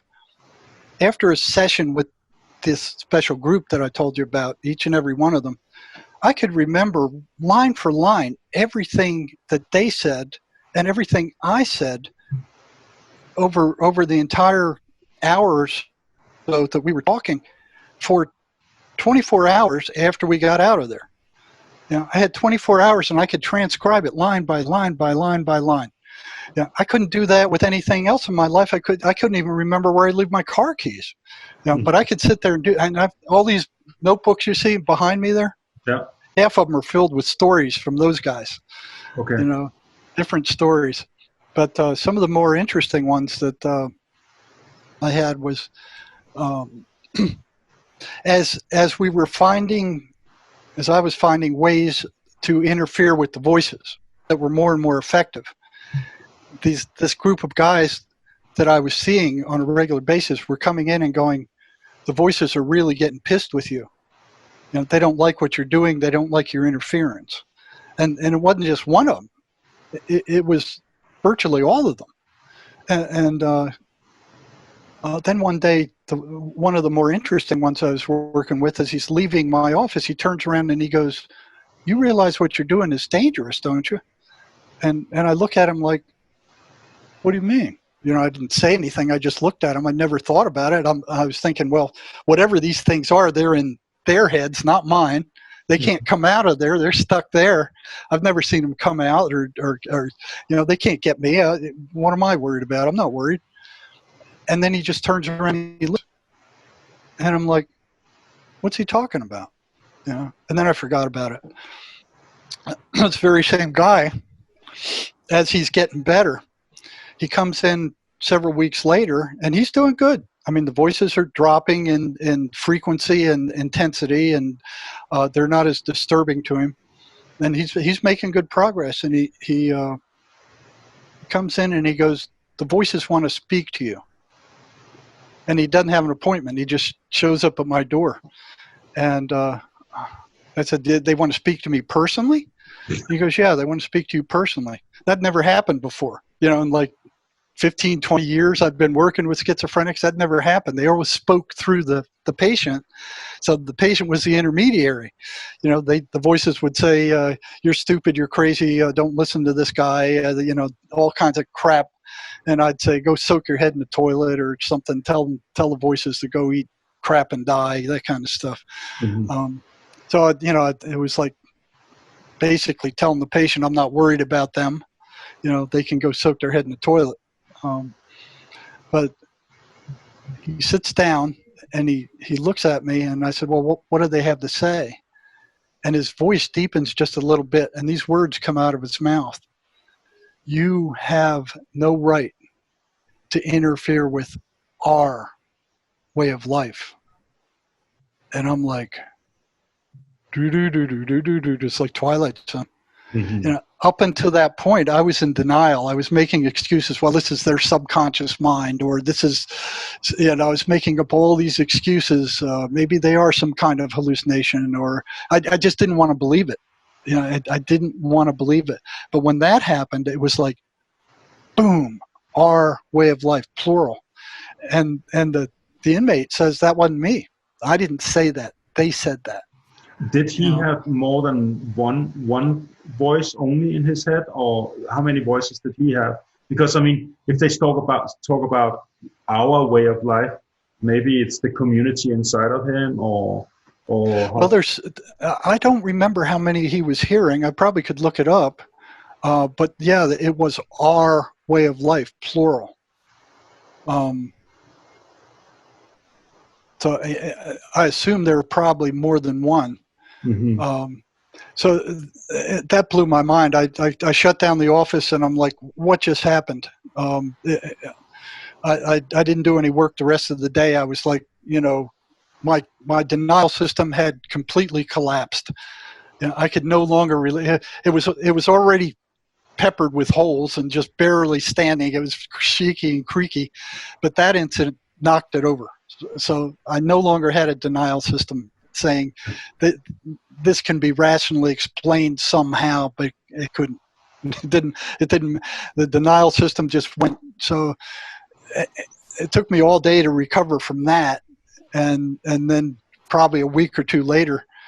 But I kept working with this guy, and he kept getting better and better and better. And one day, I was reading a book by Miguel Ruiz, who's a shaman, and he was talking about these entities that were negative entities that would make the person think negative, and then they would suck their energy away. Now, I'd seen that with the inmates I was working with, and even at the state hospital. After the voices appeared, they were drained. They were totally drained. Mm-hmm. They didn't have any energy. A lot of them couldn't even get out of bed in the morning, and it wasn't them who had used that energy. And most of them didn't even think about it. And I would ask them, I said, well, once I saw that, there was a pattern to it. It was another pattern. It's like every time the voices came, they were drained after the voices would leave. And I'm like, what's causing that? And I was thinking, well, that's the anxiety that caused. I mean, if you're hearing discarnate voices telling you all these awful things, I'm thinking that's the anxiety. Then one day I got called. I always got assigned to the nastiest, worst, most dangerous units at the prison. That was okay with me because I was an adrenaline junkie. So I was assigned to the jail for the prison. And I was finding this stuff interesting too. I was warped that way, I guess. And the jail for the prison was where the worst of the worst from the entire prison complex of 1,200 people would be sent to this jail. So this is actually the worst of the worst. Mm-hmm. And one day I come into my office, and here's this inmate letter from a guy at the jail saying, my roommate's psychotic, and he's off meds, and he stands at 3 a.m. He stands over my bed and he stares at me all night. And this is freaking me out. You need to do something, help me.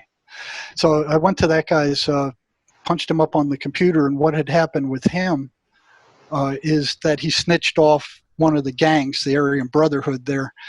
He snitched off one of their drug deals. And the administration broke up the gang, sent them all over the state to all kinds of different prisons, and confiscated all their drugs. And they wanted this guy dead. They wanted him dead, so they'd already stabbed him once. So he was in there for protective custody. And they wanted him dead so bad that they got in trouble so they could be sent to this jail to have a chance to kill this guy. Wow. So here he was trapped in a small little cell, 10 by 10 or something like that, with this psychotic, surrounded by these gangsters who had gotten in trouble so they could stab him when he was in there. And they were throwing notes on their door saying, man, we're here. We're waiting for you. First chance we get, you're dead, man. So he's got all this going on, and he's got this psychotic guy standing over him at 3 a.m, and he's in prison for something not good. So he doesn't know what it is, but he knows it wasn't good. You couldn't be under much more stress than that unless you were at war. Mm-hmm. And he's stuck in there with this guy. So here's this perfect experimental situation. And then I look up the psychotics record, and he's floridly psychotic. He's off all his drugs. He's a dangerous hombre. And these guys are in the same cell, being fed the same food, with the same inmates, with the same schedule. I mean, it's a perfect experimental situation. And the captain calls me over and says, you need to do something about this crazy guy who's staring at this other fellow all night. Get him on meds or do something, because this is getting untenable. I mean, it's gonna explode in there. You need to do something. So I go over there and I pull up the guy who's the gangsters are after. And I watch him as he goes up the staircase in the cell block and comes over to the interview room. And he's got plenty of energy. You know, he's moving along pretty briskly. He's not using the handrails. He comes in and he tells me his story, and he's anxious and he's upset, you know, and he's paranoid, but he's got plenty of energy. You know, you can't be under much more stress than that. So after I'm done with him, got all his information, I send him back and I bring up his cellmate, the psychotic guy, who could barely make it up the stairway. I'm watching him. He's just like a limp dish rag. He's just barely making it up the steps. He shovels into the office and plops down into the interview chair. And he's just sitting there like, you know, barely enough energy to speak. His voice is low. He's drained. You could tell he's just like wiped out. And, you know, I'm like, okay, after I was done with those two guys, it was very clear that it wasn't whatever the voices were telling these guys that was draining them. It was something else. You know? And I suspected it was the voices. I had no idea how they were doing it or why they were doing it. But I knew at that point that it wasn't the anxiety, which I thought it was in the first place. So the second thing was like, okay, what's happening here?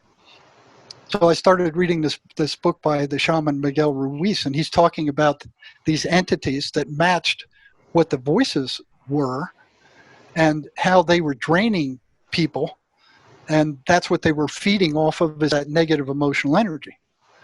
So what I did is I brought that book into the prison, and I brought the guy in whose voices told me, you know, you have no right to interfere with our way of life. And I brought him in and said, hey, listen, this is from a shaman. This is what he's saying. I'd like your opinion on it, because I was always asking him, what's your opinion on this? What do you think about this? I was talking to him, not like psychiatrists who go, we'll tell you what's going on. You don't tell us. I was trying to find out what's going on with them. You know, I wasn't trying to tell them what was going on. I was trying to find out what was going on. So I start into reading that, and he's sitting in the chair, and all of a sudden, as I got to the part where it started to talk about these things draining the person's energy, here's this electrical crackling explodes behind my head like an arc welder. It's like crack, crack, crack, crack, crack. And I'm like, what the? You know, look around, I don't see anything. You know, and it starts moving toward the right-hand wall. And I look at him, and he's got this glazed look on his face, like, you know, just like he looks like a zombie. And I asked him, I said, you hear that? And he doesn't say anything. He's just staring at me with this blank look on his face. And I go, uh-oh, this guy's going to attack me. So I push my desk chair against the wall in the back. So if he comes at me, I can kick him and kick him away. Because the only people they had, the only guards they had at the medical unit there were female guards. And by the time they got there, they couldn't do anything anyway. And it would have all been over one way or another by the time any guard got there. So you're basically on your own. And here's this crackling. It sounds just like an arc welder, and it's loud, and it's crack, crack, crack, crack, and it's moving at a 45-degree angle up the wall to the right. And I'm looking between it, trying to see if I could see anything there, and keeping my eye on this prisoner, who I was thinking, well, he's going to attack. You better watch him close. So I'm switching my attention back and forth, back and forth. And then when it gets up to the ceiling, it goes across the ceiling, so I could watch it and him at the same time, but I didn't see anything. I didn't smell anything. You know, it lasted 20 seconds or so. I mean, maybe half a minute. So it wasn't like a brief episode. It was just crack, crack, crack, crack, crack, crack all across the ceiling. And I'm looking at this guy, and he's just staring at me like a zombie. And then it comes down the left wall, moving toward me, and it jumps into this Rubbermaid trash can on my right hand or left hand side. And I look in there, and there's nothing there. The inmate porter had cleaned it last night, and there's nothing there. It's empty, and it's crackling. And I'm like, what the hell is going on? You know, and I'm like stunned. And I look at this guy, and he slowly gets up, and he goes, I gotta leave. And I'm like, yeah, get the hell out of here. Go. Go. Here, go. And he kind of shuffles out with the strange gait. He goes down the hall, and I'm like sitting there like, what the hell just happened? What just happened? So I go and I check the walls to see if there's any burn marks or if there's anything I could detect. There's nothing there. Look in the trash can. There's nothing there. I go out and I check all the other doctors' offices down the hall. They're all empty. There's nobody there. The doors are all locked. I'm the only one in the building except for the nurse up front. And I'm like, boom. My head was completely blown. I mean, at that point, it was like, okay, they can't affect physical reality. And if they can do this, what else can they do? And I'm like, what am I getting myself into here? And it was probably 2 or 3 months before I got the courage to call that guy back up, that prisoner back up. I usually had weekly appointments with him, but I'm like, no, I'm not calling him back again for a while. But my curiosity finally got the best of me, and I called him in probably 2 or 3 months later, and I had the guards bring him in, and he comes in, he's looking good. I was expecting him to be wiped out. I'm like, well, if they did that, they probably polished him off. But no, he's looking good. And I'm like, how you doing? And we did some small talk. And I'm like, hey, I was expecting you to be wiped out. Well, you look good. I couldn't fathom it. And I said, how you doing? He says, I'm doing good. I'm doing a lot of the stuff you're telling me, and it's keeping the voices down. I haven't got rid of them, but I'm able to beat them down. And then I started asking him, I said, do you remember last time you were in here? And he goes, yeah. And I said, do you hear that noise? Do you hear that electrical crackling? He goes, yeah. And then he says, well, I'm surprised you did. He was surprised I did. And I said, what the hell was that? And he said, that was them. And I said, them who? Them, the voices. I said, that was the voices? And he said, yeah, that was the voices. And I said, well, what in the hell were they doing? He said, they were trying to scare you. And I said, well, they did a damn good job of it. Yeah. And I said, you look pretty strange when you left the office. I said, what were you thinking as you were leaving? I said, what were the voices telling you? And he looks me in the eye and he said, they were telling me to go get a shank and stick it in your gut. Shank's like a homemade prison knife. Mm-hmm. And I'm thinking, well, I worked with this guy for over 6 months. I mean, he's told me stuff he's probably never told anybody else. He seemed like a pretty decent guy. He wouldn't do something like that. So I just off the cuff, I asked him, I said, well, why didn't you do it? You know what he said? I couldn't find one. Wow. And I'm like, ooh, what am I getting myself into here? Yeah. So, it was getting strange, but there were other strange stories. One guy, that guy never recovered. He never made it. But one guy who did, who was very interesting, he went crazy on drugs.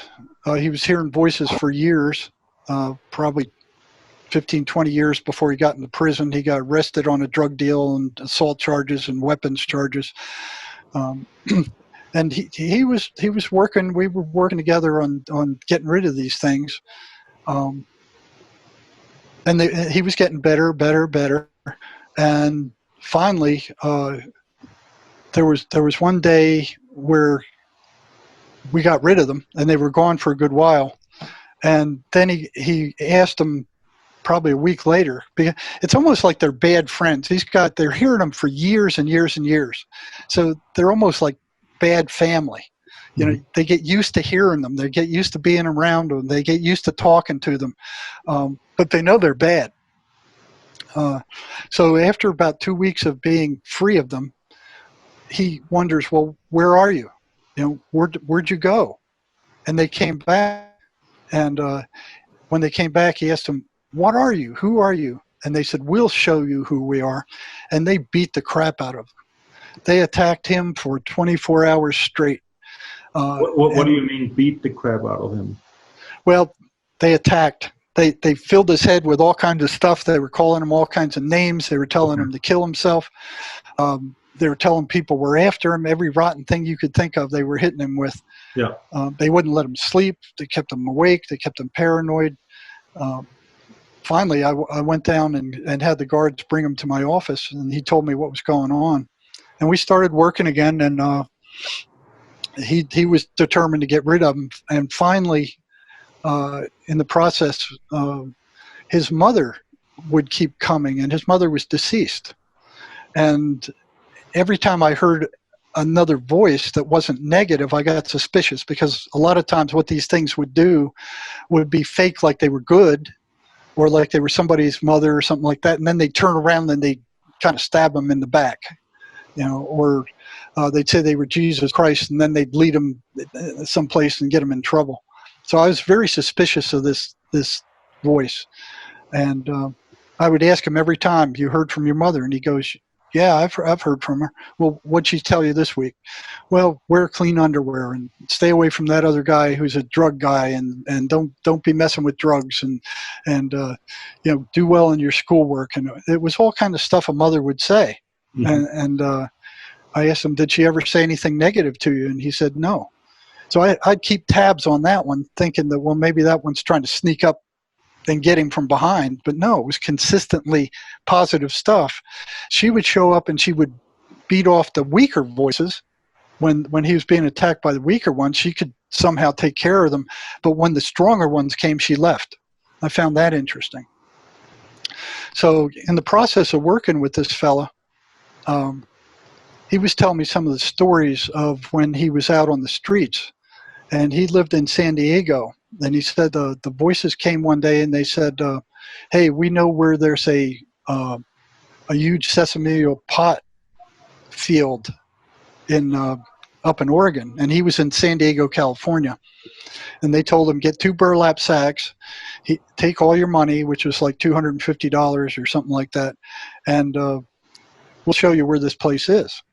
And he trusted the voices enough to get the burlap sacks, get his money, and take off in his car, following them step by step to where he was saying this place was. So he gets hits this dirt road in Oregon and drives up like 23 miles of dirt road, and it dead ends. And he asks the voices, "Well, okay, what now?" And they say, "Well, get your sacks, bring your machete, and take that hiking path up to the left there, and just keep walking." And it's about 4 miles up, you'll see the field. So he starts hiking up that path. 4 miles up, sure enough, here's this massive sesamelia pot field. So he cuts down 2 burlap bags full of this stuff. And he goes, "Okay, well, what do I do with it?" And the voices say, "We'll show you. There's a park we know where you could sell." So here they're knowing things that this guy couldn't possibly know. So these entities, these beings, they must be communicating outside of this person's own reality.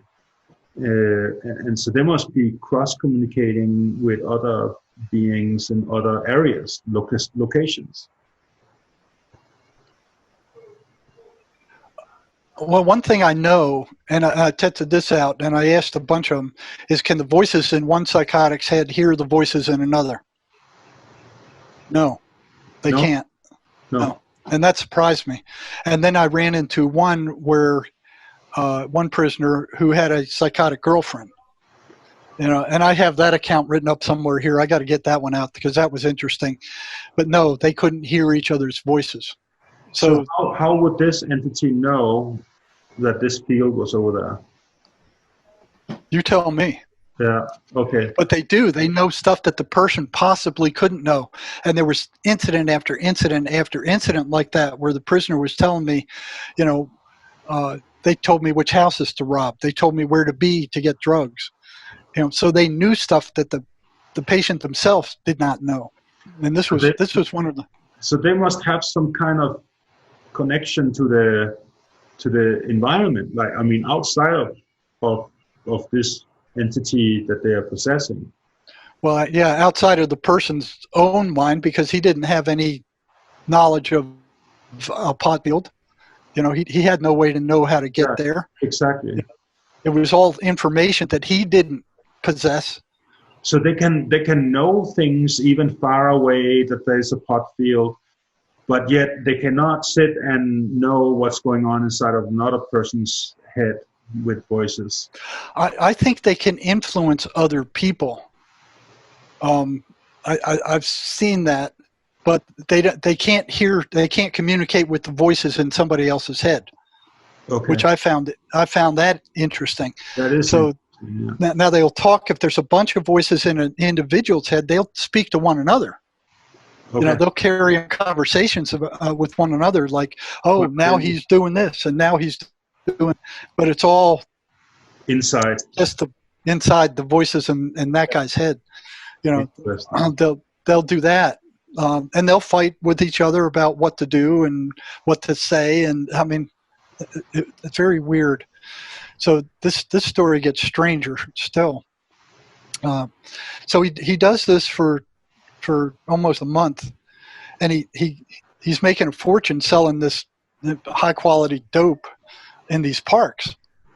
So he has all the prostitutes he wants, he's got all the alcohol he wants, he's got all the cocaine he wants, and he's living up the life of Riley, and all these things are bad for him. You know, but he sees the voices as good because they're the ones that are providing him with the drugs and the prostitutes and the alcohol, and he's having the life of Riley. And then what was strange is he said they were fishermen. They wanted to go fishing. And I'm like, come on, man, you're pulling my leg. No, he goes, no. You know, I got a fishing rod, and they said, go down to the Columbia River and we'll show you where to fish. So he gets a fishing rod and he starts fishing. They have personalities. They actually have their own preferences and personality attached to these entities. Are actually, I mean, maybe some other entities will be something else than fishermen. Well, usually it's drugs and alcohol and this kind of stuff. This is the first one I've seen that this was a very odd story. This one, yeah. You know, this isn't a common story. So he would go down to he went down to the Columbia River, and he's fishing, and they're telling him where to throw his hook, when to move, and where to go, and he's the only one catching fish on the river. He's looking around, nobody else is catching fish, and they're telling him, and they loved fishing. So I'm like, you know, what the hell's going on there? And then he goes, he runs out of drugs, he runs out of money, and then he goes, well, okay, I'm going to go up to the pot field again. And the voices go, no, don't go up there. They're waiting for you. You go up there, they're going to kill you. And he said, take you whatever money you got, and, you know, get back to San Diego. And I'm like, wow. You know, so he completely recovers. The voices are gone, and his mother comes through a couple of weeks later, and he goes, my mother wants to talk to you. And I go, well, what she got to say? And he said she wants to thank you for helping my son. So he says that, and I said, well, you're welcome. And I said, well, what are you doing over there? And she says, well, I'm checking people in. And I went to ask her another question, and she responds, she goes, everything you need to know is in the Bible. And that was it. That was the end of it. Oh, wow. And then a few weeks later, his mother left for good. She never came back. Wow. That is a wild story. You know, then there's another one where, well, God darn it, I got to remember to move the mouse. I got to remember to keep moving that mouse around. So there was another one where he was telling me about his voices, and he would rob people. He would rob people's houses. He got thrown in prison for that. And he also was living the life of Riley. He'd steal money. He would break into people's houses, steal stuff, sell it. Had plenty of money for drugs and all this other illegal activities. And he said the voices would tell him which houses to break in, when to break in, and whether the people were up or not, and when to get out. And I'm thinking, well, if your voices are so smart, what the devil are you doing here in prison? Yeah. Sitting here with me. Yeah. And he goes, well, I got greedy. He said, there was this one rich person's house that they told me not to break into, and I went and broke into it anyway. And they got me. But he said prior to that, he said there was one incident where he broke in to somebody's house. The voices told him generally where the loot was, not exactly, but generally. Then they told him that the people who lived in that house were up and he needed to get out. So he gets out and he goes running to the left down this alley, and they say, no, the cops are coming. They're coming up that alley. Go down this other way. So he goes the other way, and sure enough, the cops are coming up that alley. Now, he couldn't have known that. So they say, okay, jump in that dumpster over there. There's one of these big metal dumpsters. He lifts up the lid. He jumps in there and closes the lid. And a cop comes by with a flashlight, walks by, and the cop's still pretty close. And the voice says, okay, now get out of there and jump out of there and get out now. And he goes, well, the cop is only 20 feet away. I can't leave now. They said, no, you leave now. Go now. So he quietly goes up, and that was interesting, because you would have think that lifting that lid would have made a squeaky noise with the metal or something, and then he would have had to lay it down very gently to not make a clang. Otherwise, the cop would have heard it. But he followed what the voices said, and got out of there, laid the lid down, and ran. He got back to his house, and the voices are saying, "You did a great job. You did a good job." And he said, "Well, no, not so good a job. I left all the loot in the garbage dumpster." They said, "No big deal. You can go back and get it in the morning." Yeah. And I'm like, but I had a lot of inmates tell me that the voices would tell them when they ran out of meth, and meth was one of the biggest things. I'd seen more people go psychotic on meth. They called it the devil's drug than any other drug. And the voices would tell them where to be, when to be at a certain place to get more of the drug. Mm-hmm. And they would show up, and a complete stranger would walk up and have the drug over and over and over again. I heard that same story. So when you tell me these stories, it makes me think that, I mean, when you think about there's this, how should I say, the satanic worshipping group of people, the 1% here on Earth, who is having a lot of control of humanity, etc.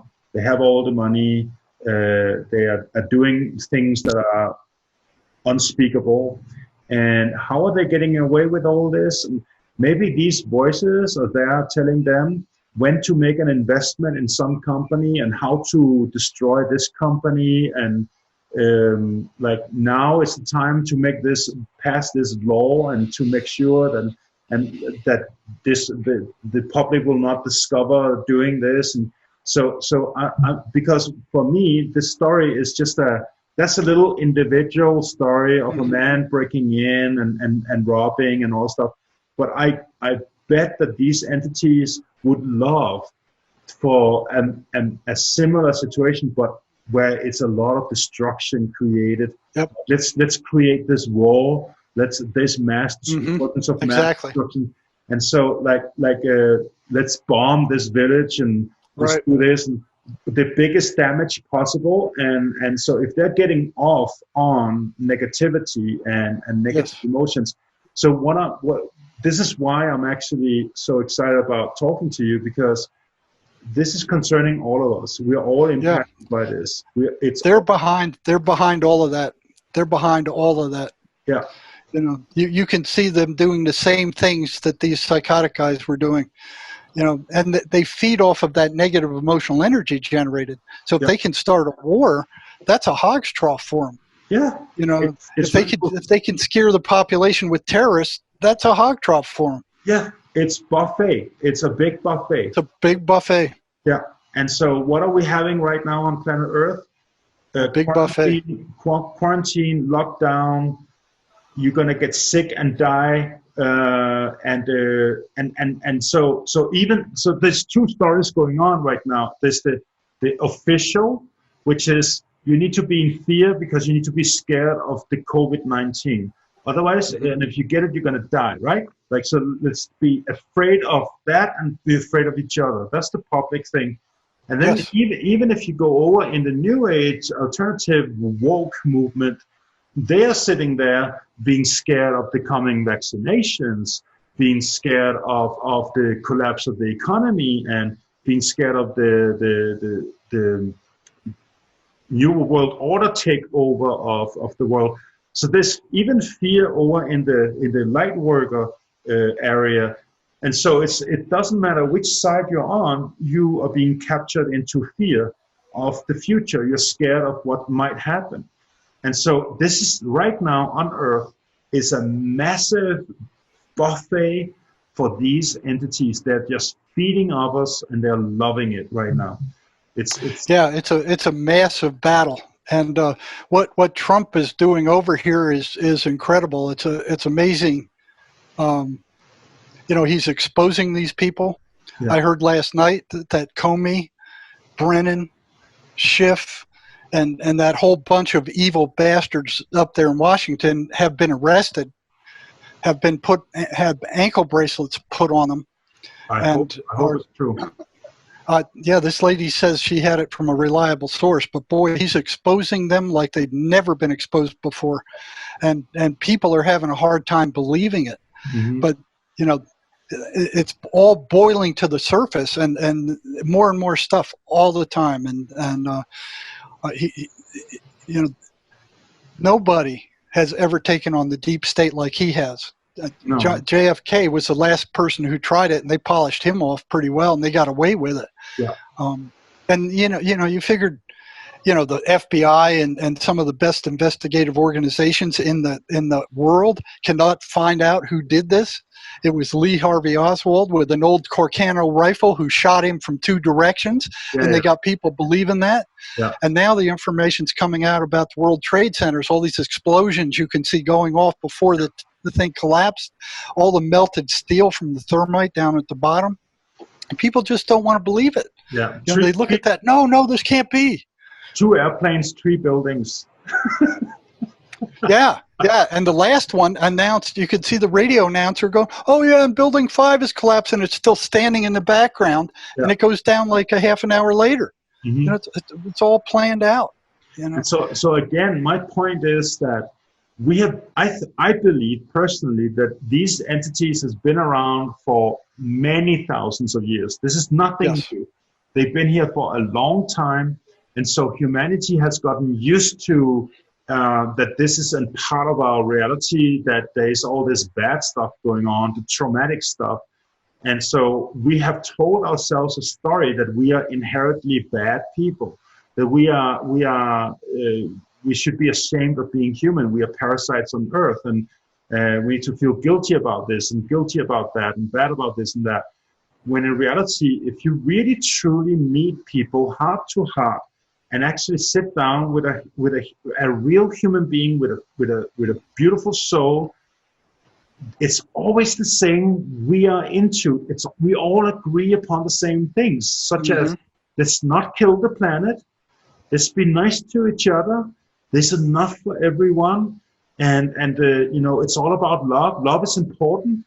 Compassion, like loving your neighbor, and just be nice. Like and those are divine qualities within us that is inherent in every single normal human being that has not been hijacked by these entities and by these beings. And so when I heard the first interview with you, I was just like, in a way, it's good news, because it's like, well, so it's our nature is inherently beautiful, it's divine, and we have this stuff going on, these entities, and we are now starting to really, really understand who they are and what's going on, thanks to your work and also other people out there who are having other ways of describing it. But I really enjoy the fact that you are having this very direct and very medical, scientific approach to it, and you're just observing this and you're testing it out, you're checking and you're seeing, and so it's huge, and I wish everybody would hear this and understand what's going on with themselves and with the world, because like the cure is in the awareness. Like Yes. with your, when your awareness is clear and you understand, I'm not my mind. There is a mind, but I'm not my mind. That awareness, I'm not my thoughts. Yeah, I'm not my thoughts, and that awareness is like cut. The ability to manipulate just disappears. And so suddenly, oh, wait a minute, now you're back in charge of your own self, your own true human, the human divine self. And from there you operate, not from the mind where you become dependent on the thinking and the thoughts. Well, a lot of people they can't relate to the fact that they are not their thoughts, or that thoughts do not come from them, because you kind of go, well, I've had thoughts all my life. They must come from me. If they don't come from me, where else do they come from? Mm-hmm. But everybody's had the experience of walking down the street, and all of a sudden this horrible thought barges into their mind that's kind of like terrifying. It's like they wouldn't ever do anything, like that. And they feel shamed and guilty just because they had that thought. And there was one time, the last time that happened to me, I live out here in the Sonoran Desert, and we don't have lawns. We go out with a machete and cut the cactus. Mm-hmm. So I'm out there in the backyard cutting the cactus down to keep it under control, and I have this beautiful pure white Siberian husky. I have the machete in my hand, and I'm cutting the cactus, and she comes by. She's not doing anything to annoy me. She's just sniffing around. Here comes this thought, barges into my head: chop her head off. And I'm like, what? What?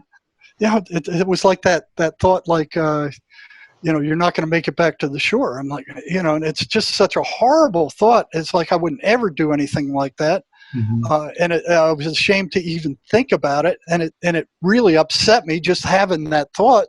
And they were feeding off of that. That wasn't my thought. It was nothing I brought up. It was nothing, it was like, okay, so here's a case where everybody has experienced these things. Yeah. That wasn't your thought. It wasn't your thought. You recoil from it like, that's not me, that's not mine, and you're just horrified by that thought. Mm-hmm. And then you have to ask yourself, it's not your thought, where did it come from? Yeah, exactly. And also, I know from as being a meditator, I can say that when we are thinking, so there's different levels of how strong a thinking you have. So when you meditate, for example, you go into the silence, and then you actually realize that there's another layer of thinking, like your mind is busy on a more subtle level, where it's still talking, and then but it's more mild, but it's just ongoing. And so it's like, so you realize this thing with turning off your mind, you turn it off, and then you realize there's another layer, and you need to turn that off too. And it's going a little deeper. And I'm absolutely convinced that every single human being on this planet is having voices in their heads, but they're not realizing it's a voice. They think it's their own thoughts. Right. But so I think schizophrenics are so in such a bad situation that the voice has separated and talks to them very strong, very hard, and so there's this duality going on. But I think actually most people, like all people, where that voice is not so strong, but that's kind of integrated into your mind, and so it's just sitting there, and it's just it can influence and push your mind in certain, and it can be subtle little things. Like it can be, I get an email and I get upset about this email, it triggers me, and then I sit down and write something, and I'm thinking I shouldn't write this, but I write it anyway, and then press send, and then it's like, oh my God, why did I do that? and then it's like, and then you look back and you can see this is not really you doing that. There was another thing going on. It was kind of being pushed. It was kind of being asked to do so, right? It was like encouraged. There was an encouragement going on. Yep. And I believe that this is what's going on. And I think, for example, what makes a politician sit down and say, Yes, I'll sign this bill. I think it's a good idea to install 5G antennas all over the world, and it's untested, unproven. We don't know if it's bad for you or anything, but yeah, let's just do that. What is it that's driving the leaders of the world to make bad choices all the time? What is it that's driving them? Greed and money. Greed and money. And these things. Yeah. So you've triggered several thoughts that I had. One is when these things get, when the patient is actually beating them down and weakening them, they bargain. They go, oh, don't get rid of us. We're your friends. You need us. We'll quiet down for a while. They start bargaining to try to stop them. On the other end is when they have control, and that's what they're constantly looking for, is control. When they have control and they're no longer worried about losing it, they move outside of the patient's head and speak to them like a discarnate voice outside of their head, like a ghost. Yeah. They actually hear it from a locus outside of themselves. Yeah. And that's terrifying in and of itself. Yeah. So so basically they want control. They want negativity. They want you to feel bad, and they want control. Have I heard this before? Deep state. The deep state want control, and they want you to be in fear all the time. Yes. Like the war on terror is the enemy that will never end. It's like this is the war that never ends, right? Now we're fighting an invisible enemy of the virus. The virus is an invisible enemy. So it's this uncertain, unknown, constant fear that we have imposed on us. So I feel the deep state is an entity. It's one of these. So I see these entities as there's the smaller ones that can do the individual stuff. Then there's the larger ones that can go in communities. And then there's like national, and then there's maybe global, collective, planetary entities. And so they have their small foot soldiers further down, etc. Mm-hmm. And it goes up in higher ranking. I've been working with shamanic. I've done shamanic work in my years back, and I've been encountering many of these entities. And I remember twice in my life, I met what I would call some kind of overlord of these entities. I met one too. Yeah, and those are no joke. And it's one of them almost took me out. It sounds crazy, but one of them almost took me out. And so this is actually real stuff. And I just feel very strongly that we as a humanity, if we become conscious and aware about what this is, what is really going on, and we understand the fine art of disconnecting from the bond, from the connection, and just understanding that there's a difference between you and that's when your thoughts. Exactly. That's the empowerment. That's when you start taking the power back in your own hands.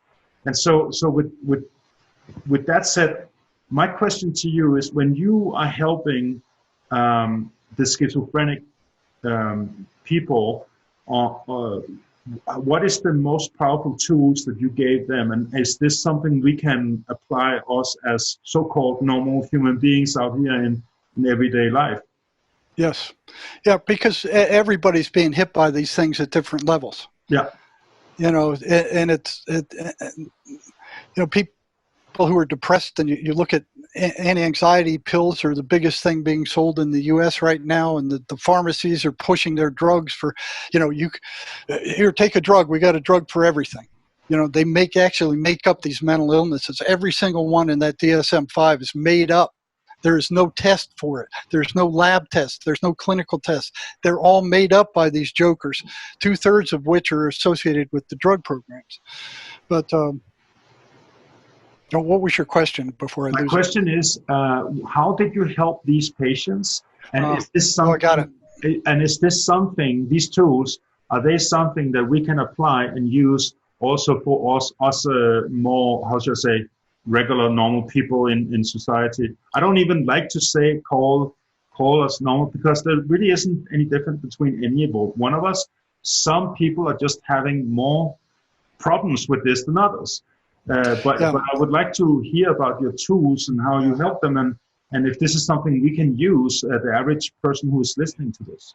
Yeah, yes, there is. Well, we talk about that some in the book, but what Gerry and I agreed upon is what I saw happening with these voices, where they were consummate liars. They would tell lie after lie after lie, just anything that would upset the person. You know, now, Gerry realized that too, and the massive amount of lies where they center heavily is around lies about yourself and lies about others. Mm-hmm. You know, so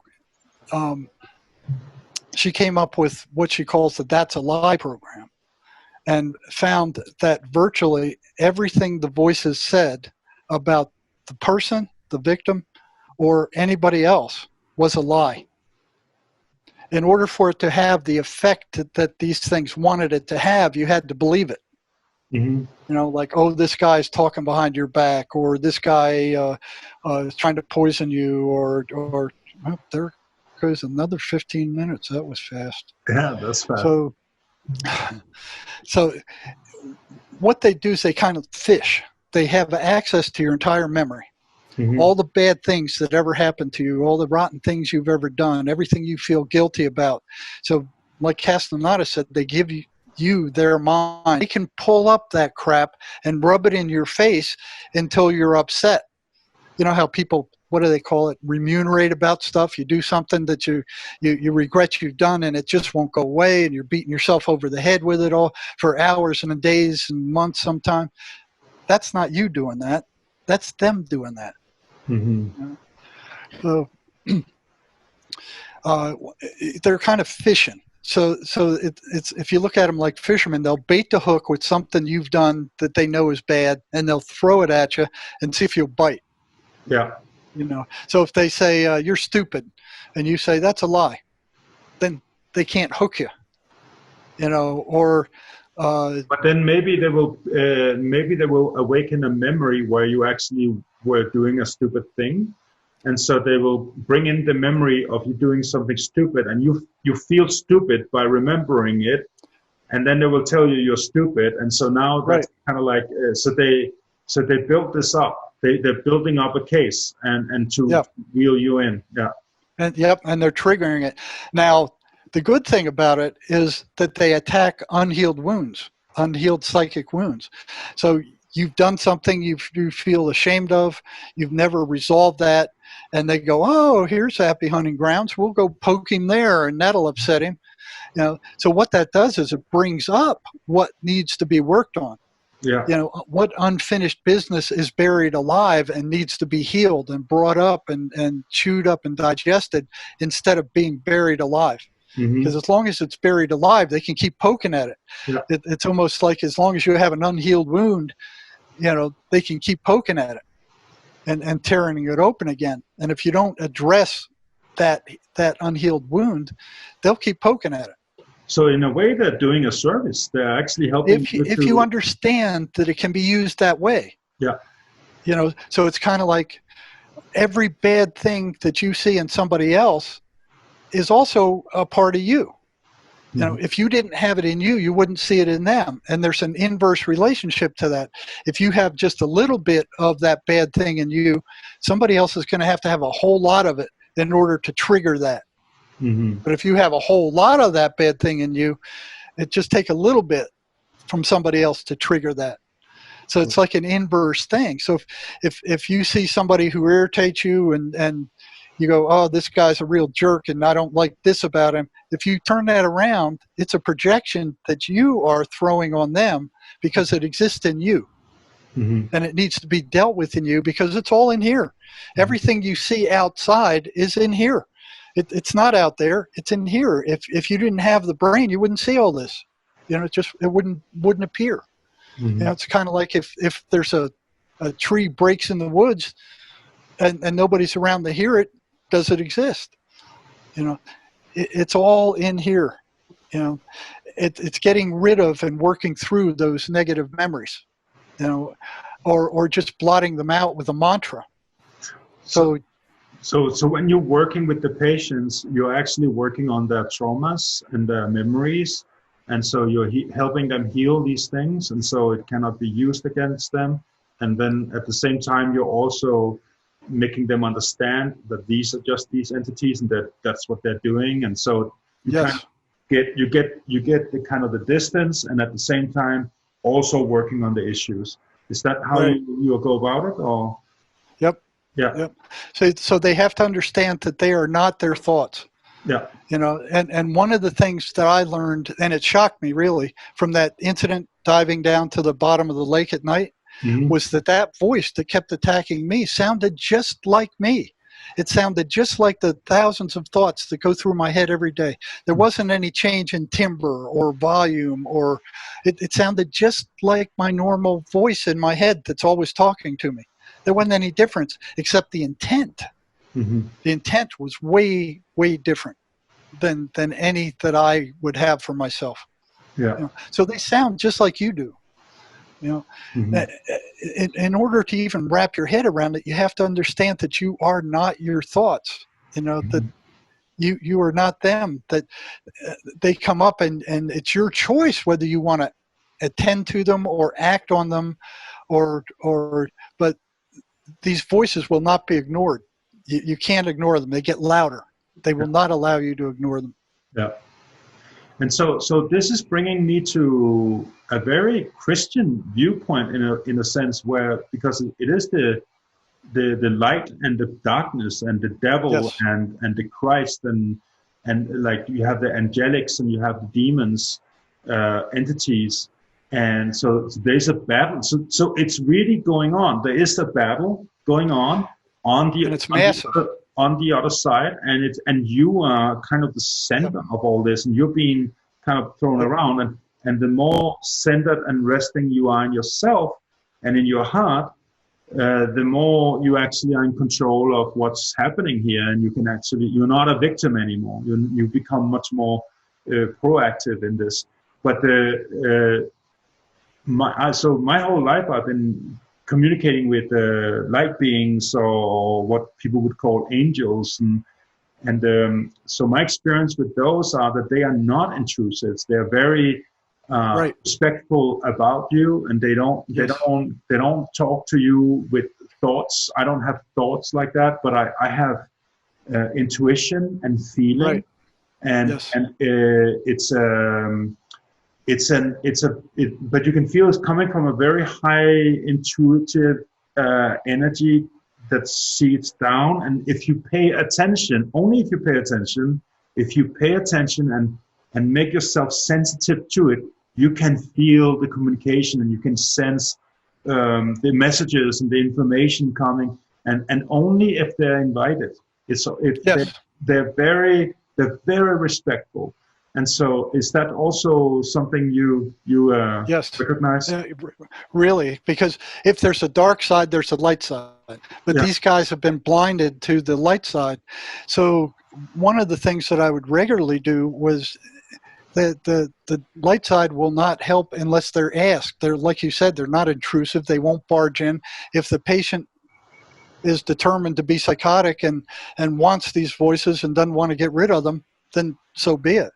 But a lot of times I would ask them, well, Ed, you got at least two bad ones. You got at least two good ones, but you have to ask the good ones for help, And a lot of times, if they asked them for help, they would pray for, oh, give me more strength. I said, no. The bad ones will take it if you do that. You got to be very specific.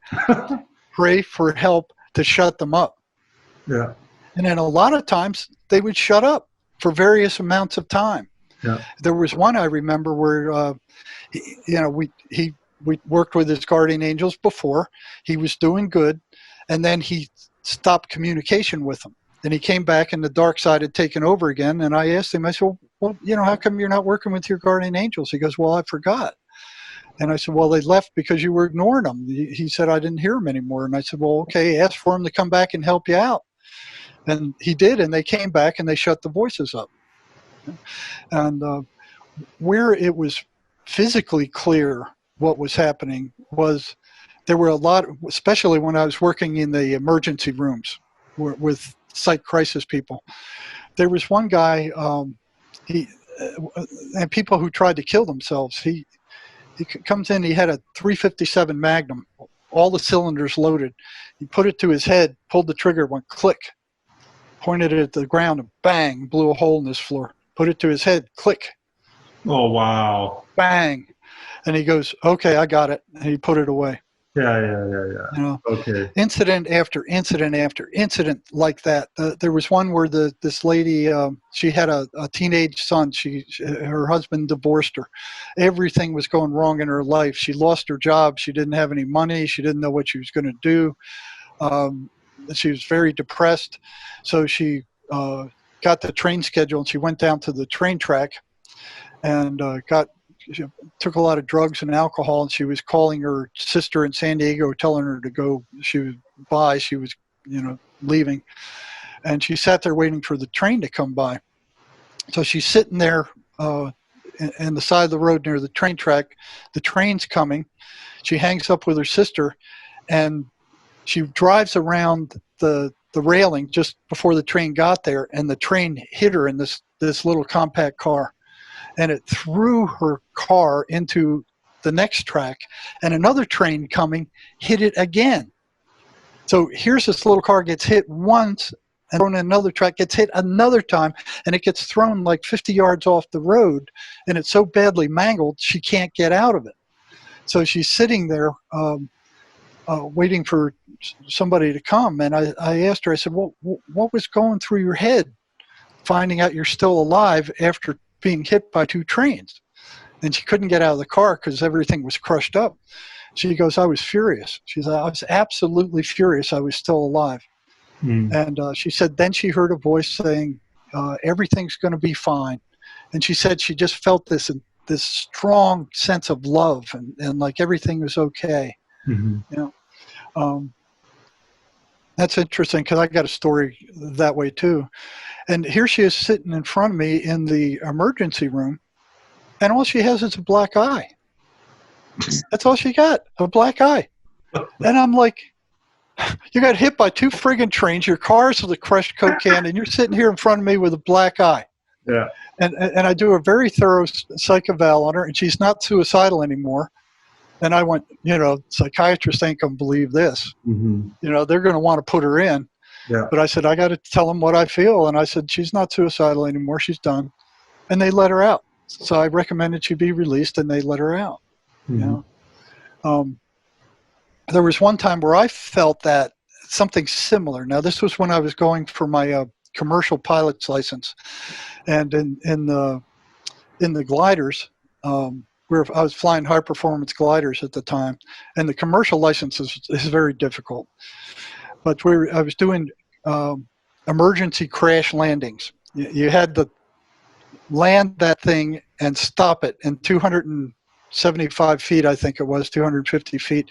And if you went 1 inch over, you failed. So coming in, you had to have your altitude and your airspeed and everything under perfect control. And that plane had to stall right on the first cone and then be stopped by the second cone. And it had a steel skid plate in there, so you'd actually drive the nose into the ground and it would just throw up dust all over the ground.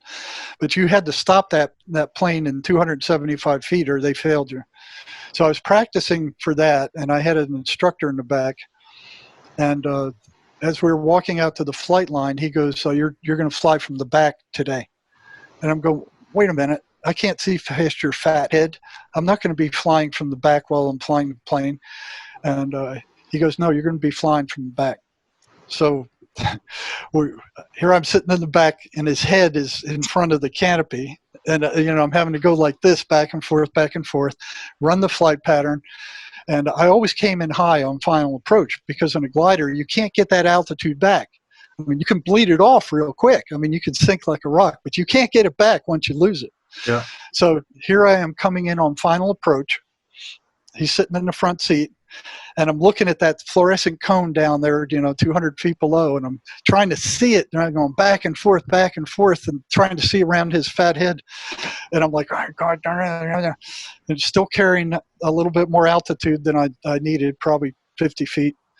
And he goes, where are you? And I said, well, I'm high. And he goes, let me have it. And I'm going, why is he taking a plane on my final approach? I know what I'm doing. I know how to do this. Why is he taking the plane? So I'm like, I'm pissed. First, I'm pissed because I'm having to fly from the back seat and I can't see anything. And secondly, he takes the plane, and by federal law, if they say, I've got the ship, you've got to turn it over to him.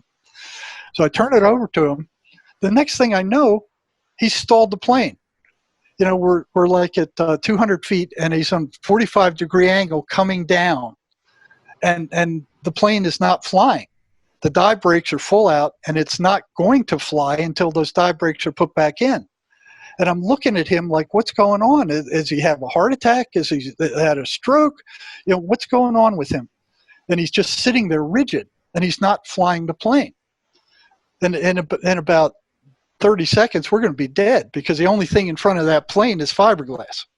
That's going to crush. And we're moving down at, like 60 miles an hour at a 45-degree angle. The dive brakes are full out. He's not flying the plane. The dive brakes are still out there, and he's not going to gain control unless they're put back in, and it's illegal for me to put them back in.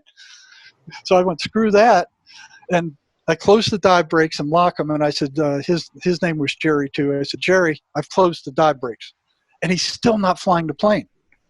And then I look around, and I had this was weird. This feeling came over me, and it wasn't with words. It was like everything's going to be, if it was in words, it would be everything's going to be fine. Everything's going to be just fine. Sit back and watch the show. And it was like there was no doubt in my mind that everything was going to be fine. There was no doubt, but it couldn't be. He wasn't flying the friggin' plane. We were losing altitude at a horrendous rate. We were now not lined up with the runway. We were on a 30-degree angle out away from the runway, and he still wasn't flying the plane. We're running out of altitude, So I'm sitting there, and I look out the window, and the back window's open, so the whole side of the plane's open, and we hit the top of this tree, and this branch goes spinning off into and I'm looking at the branch go by, and I'm still like feeling, everything's going to be okay, but it can't be. It can't be. We got no altitude, and right before we hit the tree, he starts flying the plane again. So I'm like, thank God, at least he's flying the plane now. But we're nowhere near the runway. We hit the tree, hit that branch, and it took some energy away from the plane. So he turns the plane back toward this runway again. And in front of the runway, this secondary runway, is a barbed wire fence. And I'm looking out the front of the plane, and if we hit that barbed wire fence, it's going to cut right through that plexiglass canopy and cut our heads off. It ain't going to stop that thing. And you got this 1,000-pound sailplane behind you, and that barbed wire fence is going to just cut right through that plexiglass. So I'm sitting there looking at that barbed wire coming up, and I'm like, are we going to make it? No, yes. No, maybe, I don't know. We're really low at this point. And still there's this feeling like everything's going to be okay. Watch the show. And it was this absolute knowing. There wasn't any doubt about it, but it couldn't be. I mean, we just run through a tree. Maybe we don't have enough altitude to even hit the runway. And I'm watching this come up, but this knowing that everything's going to be fine, but it couldn't be, because now we're not lined up with the runway. We're coming in perpendicular. So we got 35 feet to land that plane. That plane can't land in 35 feet. And on the other side of that runway is a big ditch and a hill that's like 5 feet high. So if the plane didn't stop in those 35 feet, we're going to go down in that ditch and hit that mound of dirt, and it's going to crumple that whole thing, and he's going to be dead. And if I live, I'm probably going to be banged up real bad if I lived at all. Mm-hmm. And there's no way to land that plane in 35 feet. You need at least 275. It can't be done. So even if we made the barbed wire fence, he ain't going to be able to land that plane. And in in back of that hill is a bunch of trees. So there's no way. Yeah. So I'm watching this, but still with the knowing. I mean, there's no way that you can do this. I mean, it's virtually impossible. And he's not that good a pilot. I flew with him in Civil Air Patrol. You know, he'd get real nervous when we flew into the air traffic control area of Phoenix. He wasn't, you know, he knew a lot more than I did. He had a lot more practice, but he wasn't, compared to the other instructors, he wasn't all that good. So here's coming the barbed wire fence, and we just barely clear the barbed wire fence. Now it's the ditch and the hill. And he slams full right rudder. The whole plane turns sideways. So the whole side of the plane becomes an air brake. And instead of it tilting or turning in any way, it falls straight down about 25 feet, straight down. Bam, hits the runway. This big cloud of dust comes up. And instead of the wing tilting over, it just balances. It's just sitting there on the runway, just balanced right on that wheel after falling 25 feet. And it's not good. It's not tilting one way or the other. It's just sitting there. And I'm watching this and going, what the hell is happening here? And then finally it just kind of flops over and goes bam, you know. But there's this big oil can thing, like a oil drum, just got crushed, and I'm going, the plane's destroyed. I'm sure the wing is collapsed, the struts bashed up, the body's broken, the tires blown, the undercarriage shot, because you don't drop 1,000-pound sailplane straight down 25 feet and not have any damage. Yeah. So we're both sitting there, and he's still sitting there like a lump on a log, and I'm just like staring straight ahead, and neither one of us says anything. And he opens up the canopy, and we both get out, and neither one of us still talking, and we start walking around the plane like this giant dinosaur fell on our feet, and there's not a scratch on it. There's no bent metal. There's no collapsed gear. There's no broken anything. It's in perfect shape, and it can't be. Wow. You know, it can't be. Yeah. So we circle the plane, and here's all these people running up from the sail porch going, they're dead.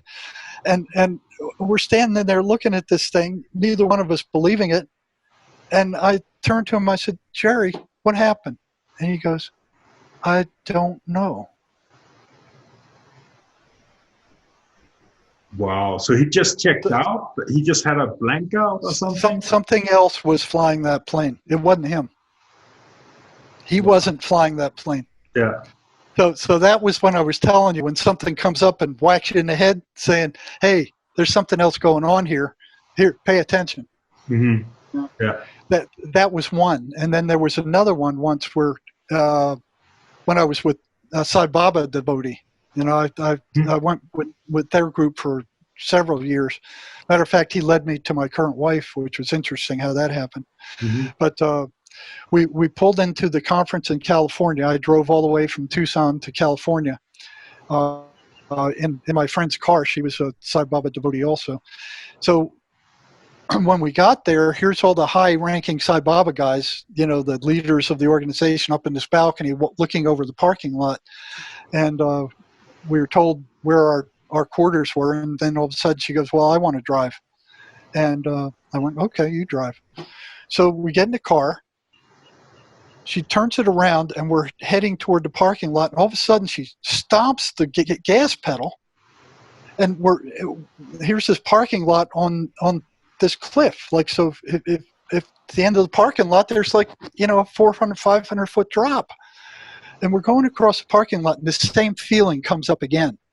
You know, hey, watch the show. Everything's going to be okay. Everything's fine. You know. But how could be? Here she is, and I look at her, and looks like she's possessed, and she's staring straight ahead like she's intent on driving over this cliff. And I'm staring at her, and but knowing everything's going to be okay. I mean, there was no doubt, but it couldn't be. You know, so it's like, here's the logic. Just like with the spear point, you know, whatever it is, it's pointing out there's something more than just logic and reason. And here, look, I'll show you. And she goes and goes and goes. She never hits the brakes and hits a tree. And the tree kind of bends over, and the car stalls and stops. And I'm looking at her, and I go, Ann, what happened? And she goes, I don't know. Just like, that happened twice with somebody else. Same thing. I don't know. Yeah. You know, and then she goes, well, the gas pedal's stuck. But the guy, one of the high ups in the Sai Baba organization, was a Porsche manager. He had a Porsche dealership. He checked it. There was nothing wrong with the brakes. The next morning, I went out there, and that tree had fallen over. So that's how close we came to driving over the cliff. Wow. You know, so here's whatever it is, you know, kind of hit me 3 times that way. Like, hey, listen, there's a split between rationality and whatever else was going on, but it was making clear that something else did go on, and it had nothing to do with reason or rationality. Yeah. You know? Yeah. So I got hit 3 times that way. It's like being hit in the head with a baseball bat. Yeah. You know, 3 times. So we have these. So there's bad entities that have some kind of access to your environment and know things that we don't know, and there's the angelic beings that we can definitely say also know things that we don't know, and so these things are happening right now everywhere on Earth. Yes. And you mentioned the Swedenborg because Manuel Swedenborg. Yeah, because I want people to. I mean, I know there's a lot of people who are into Christianity and the Bible, etc. But I looked into this Emanuel Swedenborg, and it looks for me like it's very relevant to this conversation we're having. Oh yeah, very much so. Could you talk a little bit about it and what is it? Well, Emanuel Swedenborg was a Christian mystic who lived about 700 years ago, and he was the chief mining engineer for the Queen of Sweden. He was a psychic. Probably if he wasn't so valuable to her, he would have been burned at the stake. He could see things that happen in the future. He would meditate, and he would, up until the age of 50, he was a scientist. He developed all kinds of patented devices for the mind. He developed a way for the king of Sweden to move battleships, these big wooden battleships, across this big isthmus into the ocean. He studied medicine. He was probably the last guy to know everything there was to know. He studied all over Europe. You know, he was an amazing guy. And why are you so much into his material? Well, what happened is, remember the question I had is, where do thoughts come from? Yeah. Well, when I started, I was led to his book and started reading it. And as I read it, it was like the evil spirits he talked about were the same things I was seeing with the schizophrenics. Mm-hmm. They acted the same way. They were saying the same kinds of things. There was even the energy drain in there, in the book Heaven and Hell. And prior to that time, I'd read a book called The Presence of Other Worlds, written by a clinical psychologist who was a Swedenborgian also, who also worked at a state psychiatric hospital in California. And he was also talking to the voices and asking his patients questions about the voices. But he was also speaking to them, as I did for a while, you know, carrying on conversations with them, and the patient would answer.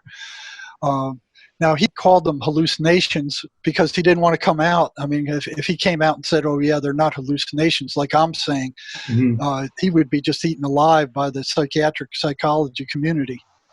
You know, and I couldn't talk about this stuff until I'd retired. I mean, because they'd eat me alive too. But he would publish some of those conversations that he was having with these things. And he noticed that these voices exactly matched the evil spirits that Emanuel Swedenborg had in his travels. So at the age of 50, he was pretty much told that, okay, your scientific days are over. Now it's time for you to study the mind and the spiritual world. And he dropped all his scientific studies and he started studying the mind and the spiritual world. And he wrote a book called Heaven and Hell. So he would take these journeys 3 days at a time. He'd go into a trance and he'd come back and he would write about what he learned on these spiritual journeys. And what Van Dusen saw was that the evil spirits that Swedenborg was talking about matched exactly what these evil, the voices that his psychotic patients were hearing. And then when I read it, I saw the same thing. So I contacted, I didn't know if he was still alive or not.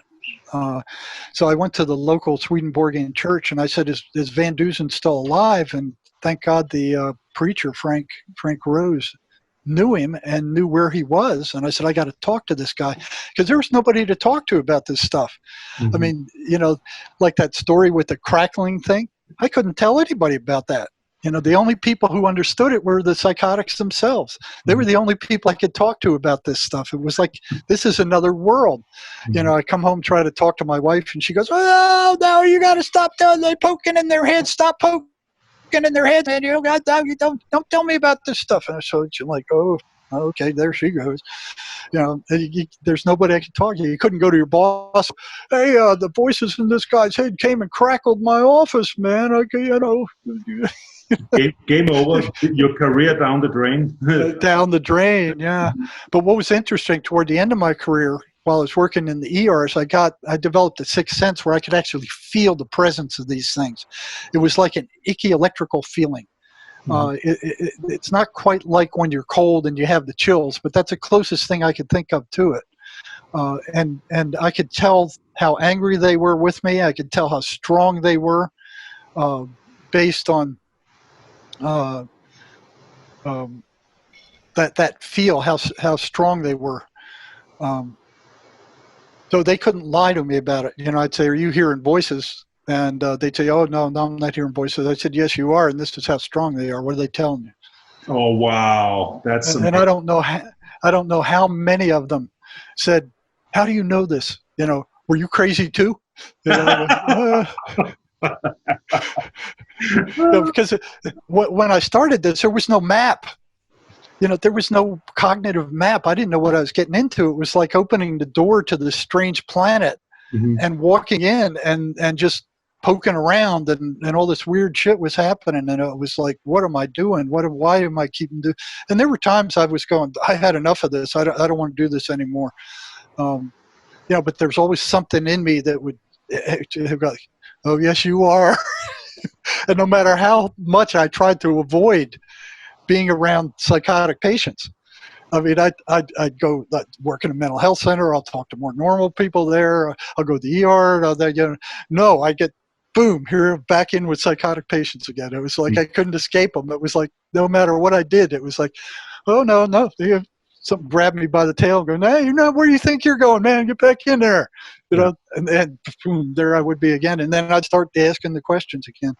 Yeah. But yeah, in the ER, it got real interesting because what I found out is that the whole thing was very difficult because dealing with the prisoners, I mean, these are psychotic prisoners. They're in for hurting people or hurting themselves. And they'd come in sometimes and they'd go, the voices are telling me to stab this guard. You know, and I'm kind of like, okay. And I would tell them ahead of time. I said, well, you know, I'll work with you, but if I think that you're going to hurt yourself or anybody else, everything's off. You know, I'm going to act on it. So the challenge became trying to figure out how much control the voices had over them, whether they were likely to harm somebody or themselves, or whether I could trust them. Because if I pulled the drain too quickly, it would get out among all that other group that small group I had that I couldn't be trusted, and to not tell me anything because I snitched him off and he got locked down and full of drugs. Mm-hmm. You know, it was like walking on a razor blade sometime. You know, and when something like that came up, I'd schedule that guy every day and keep a real close eye on him. Mm-hmm. And matter of fact, that averted a lot of trouble where they might have hurt a guard had they not been watched that close. But on the other hand, if I misjudged it, if I blew it, and administration find out about it, you're gone. Mm-hmm. You know, you knew this guy was talking about hurting this guard. You didn't take any steps to lock him down. You didn't inform us. You're done, buddy. You know, so it's like walking on a razor blade a lot of times. And then when I got to the when I got to the ER, they could care less about trying to help these guys out. It was to get them out of the ER. Well, yeah. Because the ER doctors didn't have any idea what to do with them. They didn't know what the voices were. They didn't know what to do. They just wanted them out of the ER. They wanted them for medical patients that they could understand. So I was wanting to help these guys, and the only way to help them is they have to realize that these voices are parasites. And that was the most dangerous thing that I could tell them. Remember where the crackling went. That came from informing that patient that these things were parasites. That's the very last thing they want people to know. Because if you had a big leech on you, you know, and you knew it was a parasite sucking your blood, you'd do something about it one way or another. Mm-hmm. You know, they want you to think that those thoughts are your own. Mm-hmm. Yeah. You know, that they are you. And I don't know how many patients I had ask the voices, who are you? What are you? And they would say, we are you. But if they pull that off, they got you. Yeah. You know, they got you. It's your mind doing this. It's your mind telling you these things. And that's the very goddamn thing that psychiatrists are telling them also. Yeah. You know, and your mind. That makes you think that, so I must be bad. I must be a bad person.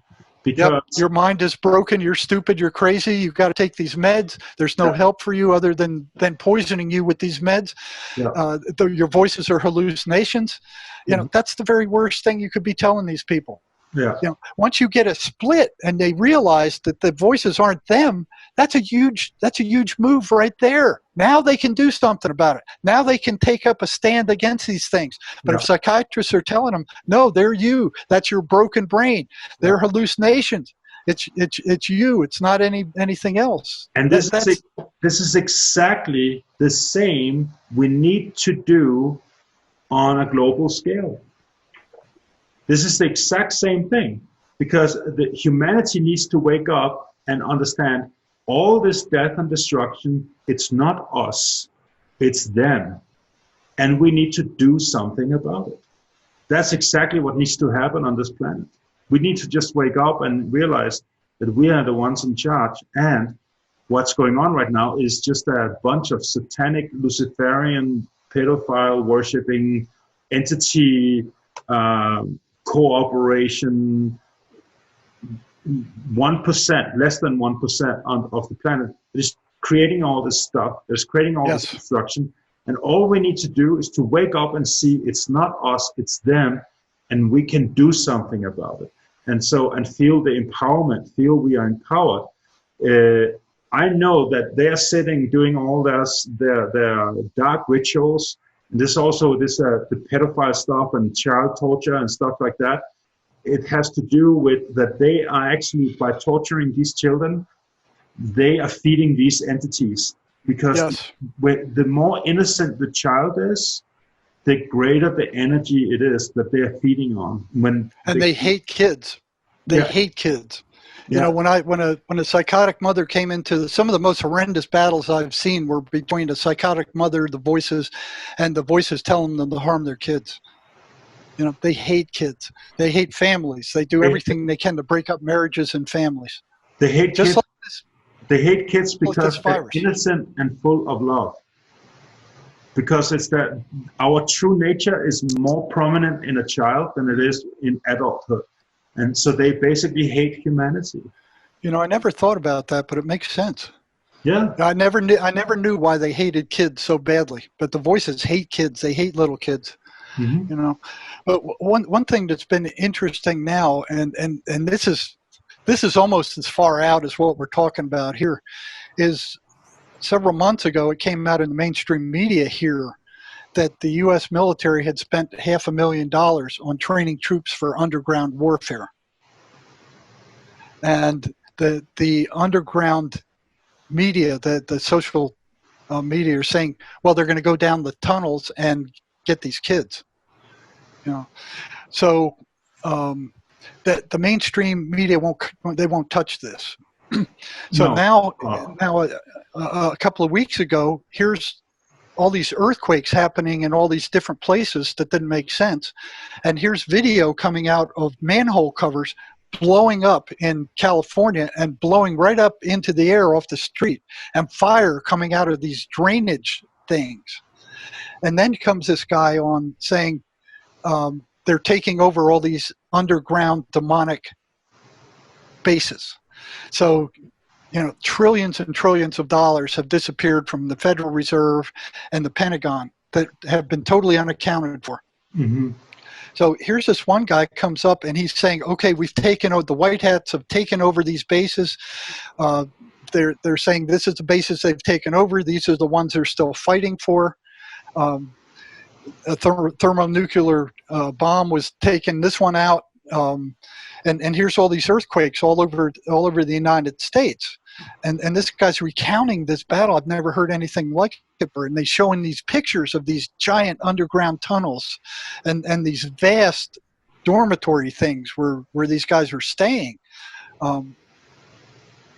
I looked at that and I went, all the pieces are adding up, but it was on a scale that was unimaginable. Mm-hmm. Yeah. He said they rescued like 375,000 kids from this place, these tunnels. That's their food source. It's food. Yeah. Emotional negativity, food, fear and pain. And so yes. all those sacrifices it's just food. They're sacrificing to their gods, right? To their overlords. And this is also why they can do all this power stuff, because they are being informed when to invest in the stock market and when to do this and when to do that. Because they're getting all this information. This is what's going on. And so we need to wake up to this. We need to understand that these discoveries that you made, they have been talking about also in the Yoga Vasista 10,000 years ago. This has been going on for a long time. And we are now, as a species, we have to wake up to this fact, what is really going on, and recognize what we're up against. And the moment we do, we are empowered. And then it's game over, because we are in control of our own selves when we start operating from our hearts instead of our heads. Well, also the memory. Something has to be done about that. Now, I don't know if you did the research on the water this Japanese guy did. Yes, I'm big on water. Yeah, I did. Yeah, where he'd expose a glass of water to all these negative words. Yeah. And then he'd freeze it and study the flakes, and they would be all distorted. Yeah. And then there would be one that he'd have with all these positive words, love and gratitude, and he'd freeze that, and there would be beautiful crystals. Okay, so these words have different frequencies, and that's kind of one of the things that the Ho'oponopono shaman was saying, is that if you keep repeating in your head words with high frequencies like love and gratitude and one of them they say is like, I love you, I love you, I love you. Speaking to yourself and God and the universe, is that negates and cleans out those negative memories. Yeah. So those have to be cleaned out or neutralized. And if you stop that mantra and then you look at what comes into your head, it's all this negative garbage. Yeah. It's like, oh, you start thinking and you go, what am I thinking about? And it's like, oh, what I would do if this happened, or what I would do if that happened, or what's this guy going to, it's just negative crap that flows in there. So you have to neutralize those thoughts. It's like idling an engine. That's the same in ancient India with the mantras. Yes. Every time you become depressed and anxiety and all stuff, They just sit and chant Om Namah Shivaya, Om Namah Shivaya, Om Namah Shivaya. Yes. Yeah. Whatever it is that they're doing, whatever mantra, and it clears it's a clear of the pathway. And it's actually also a technique for meditation, that if your mind starts getting busy, you just chant some mantras, and then it floats out, and then it becomes quiet again. So it's a cleaning, it's a fourth dimensional cleaning process we have to do. We have to work on ourselves on all levels, and otherwise we become prey, we become victims, we fall into the traps. Well, you look at what's happening in physical reality around you. You turn on the TV. I mean, how many murders does a teenager see by the time they grow up? You know, thousands and thousands. This is the way you handle things. You get a gun and you go out and shoot people. Yeah. You know, and that's being broadcast. And then you got drugs. These drug companies are, you know, constantly, oh, we got a drug for this, we got a drug for that. You know, the way to handle everything is take a drug. Mm-hmm. You know, then you look at how many tens of thousands of kids they have on antipsychotic drugs right now. They're making what, $3.7 billion selling those things, and more on anti-anxiety drugs. Everything a drug, and they're not interested in anything that they can't make a profit off of. Mm-hmm. You know, and you look around how much control these drug companies have. It's you know, you're being hit, you turn on the TV, and every commercial is, you know, take a drug for this and take a drug for that, and drugs are the answer to everything. It's like, you know, we're constantly being programmed by these nasty, evil forces. Non-stop. And it's always focus outside, focus outside, focus outside. Don't look inside, focus outside. It's all happening outside. Yeah. You know, and they don't want this kind of information like we're talking about getting out there. No, and that's why it's so crucial. So you wrote a book, and again, can you please hold it up so people can see? They want. Yeah, and we go through the entire history of psychiatry in this thing. An amazing journey into the psychotic mind. And Gerry has sections where she wrote from her actual experiences with the voices herself. Yeah. Okay. And if you don't, you know, a lot of people don't understand, especially families. I'm getting notes from them all the time going, I don't understand what's happening to my son, my daughter. I don't know what to do about it. The doctor just puts them on medications and they turn into zombies. This will help them understand what's going on.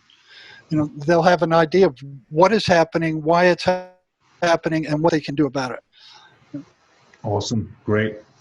Okay. Well, we've been going on for 3.5 hours. Whoa. That went fast. It did. Yeah. So I think we keep it here, and I'm gonna be posting the links to your website and all the information down here underneath this video. And I just thank you so much for your time and energy. It's amazing what you're doing, and please keep on talking and making some noise, because the world needs to hear this. Well, they'll have to kill me to stop me. Yeah. And so, but that's not going to happen because you're protected. I think I am. I mean, yes. There were many times where things could have gone south in a bad way. And I think I am protected. I think you are right now in absolute divine timing, because the world is extremely in great need of this information.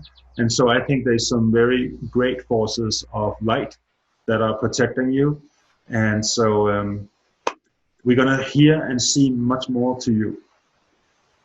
Well, thank you for having me. Thank you for helping get this message out, and especially for the material you sent. I much appreciate it. You're welcome. Okay, until next time. Ciao.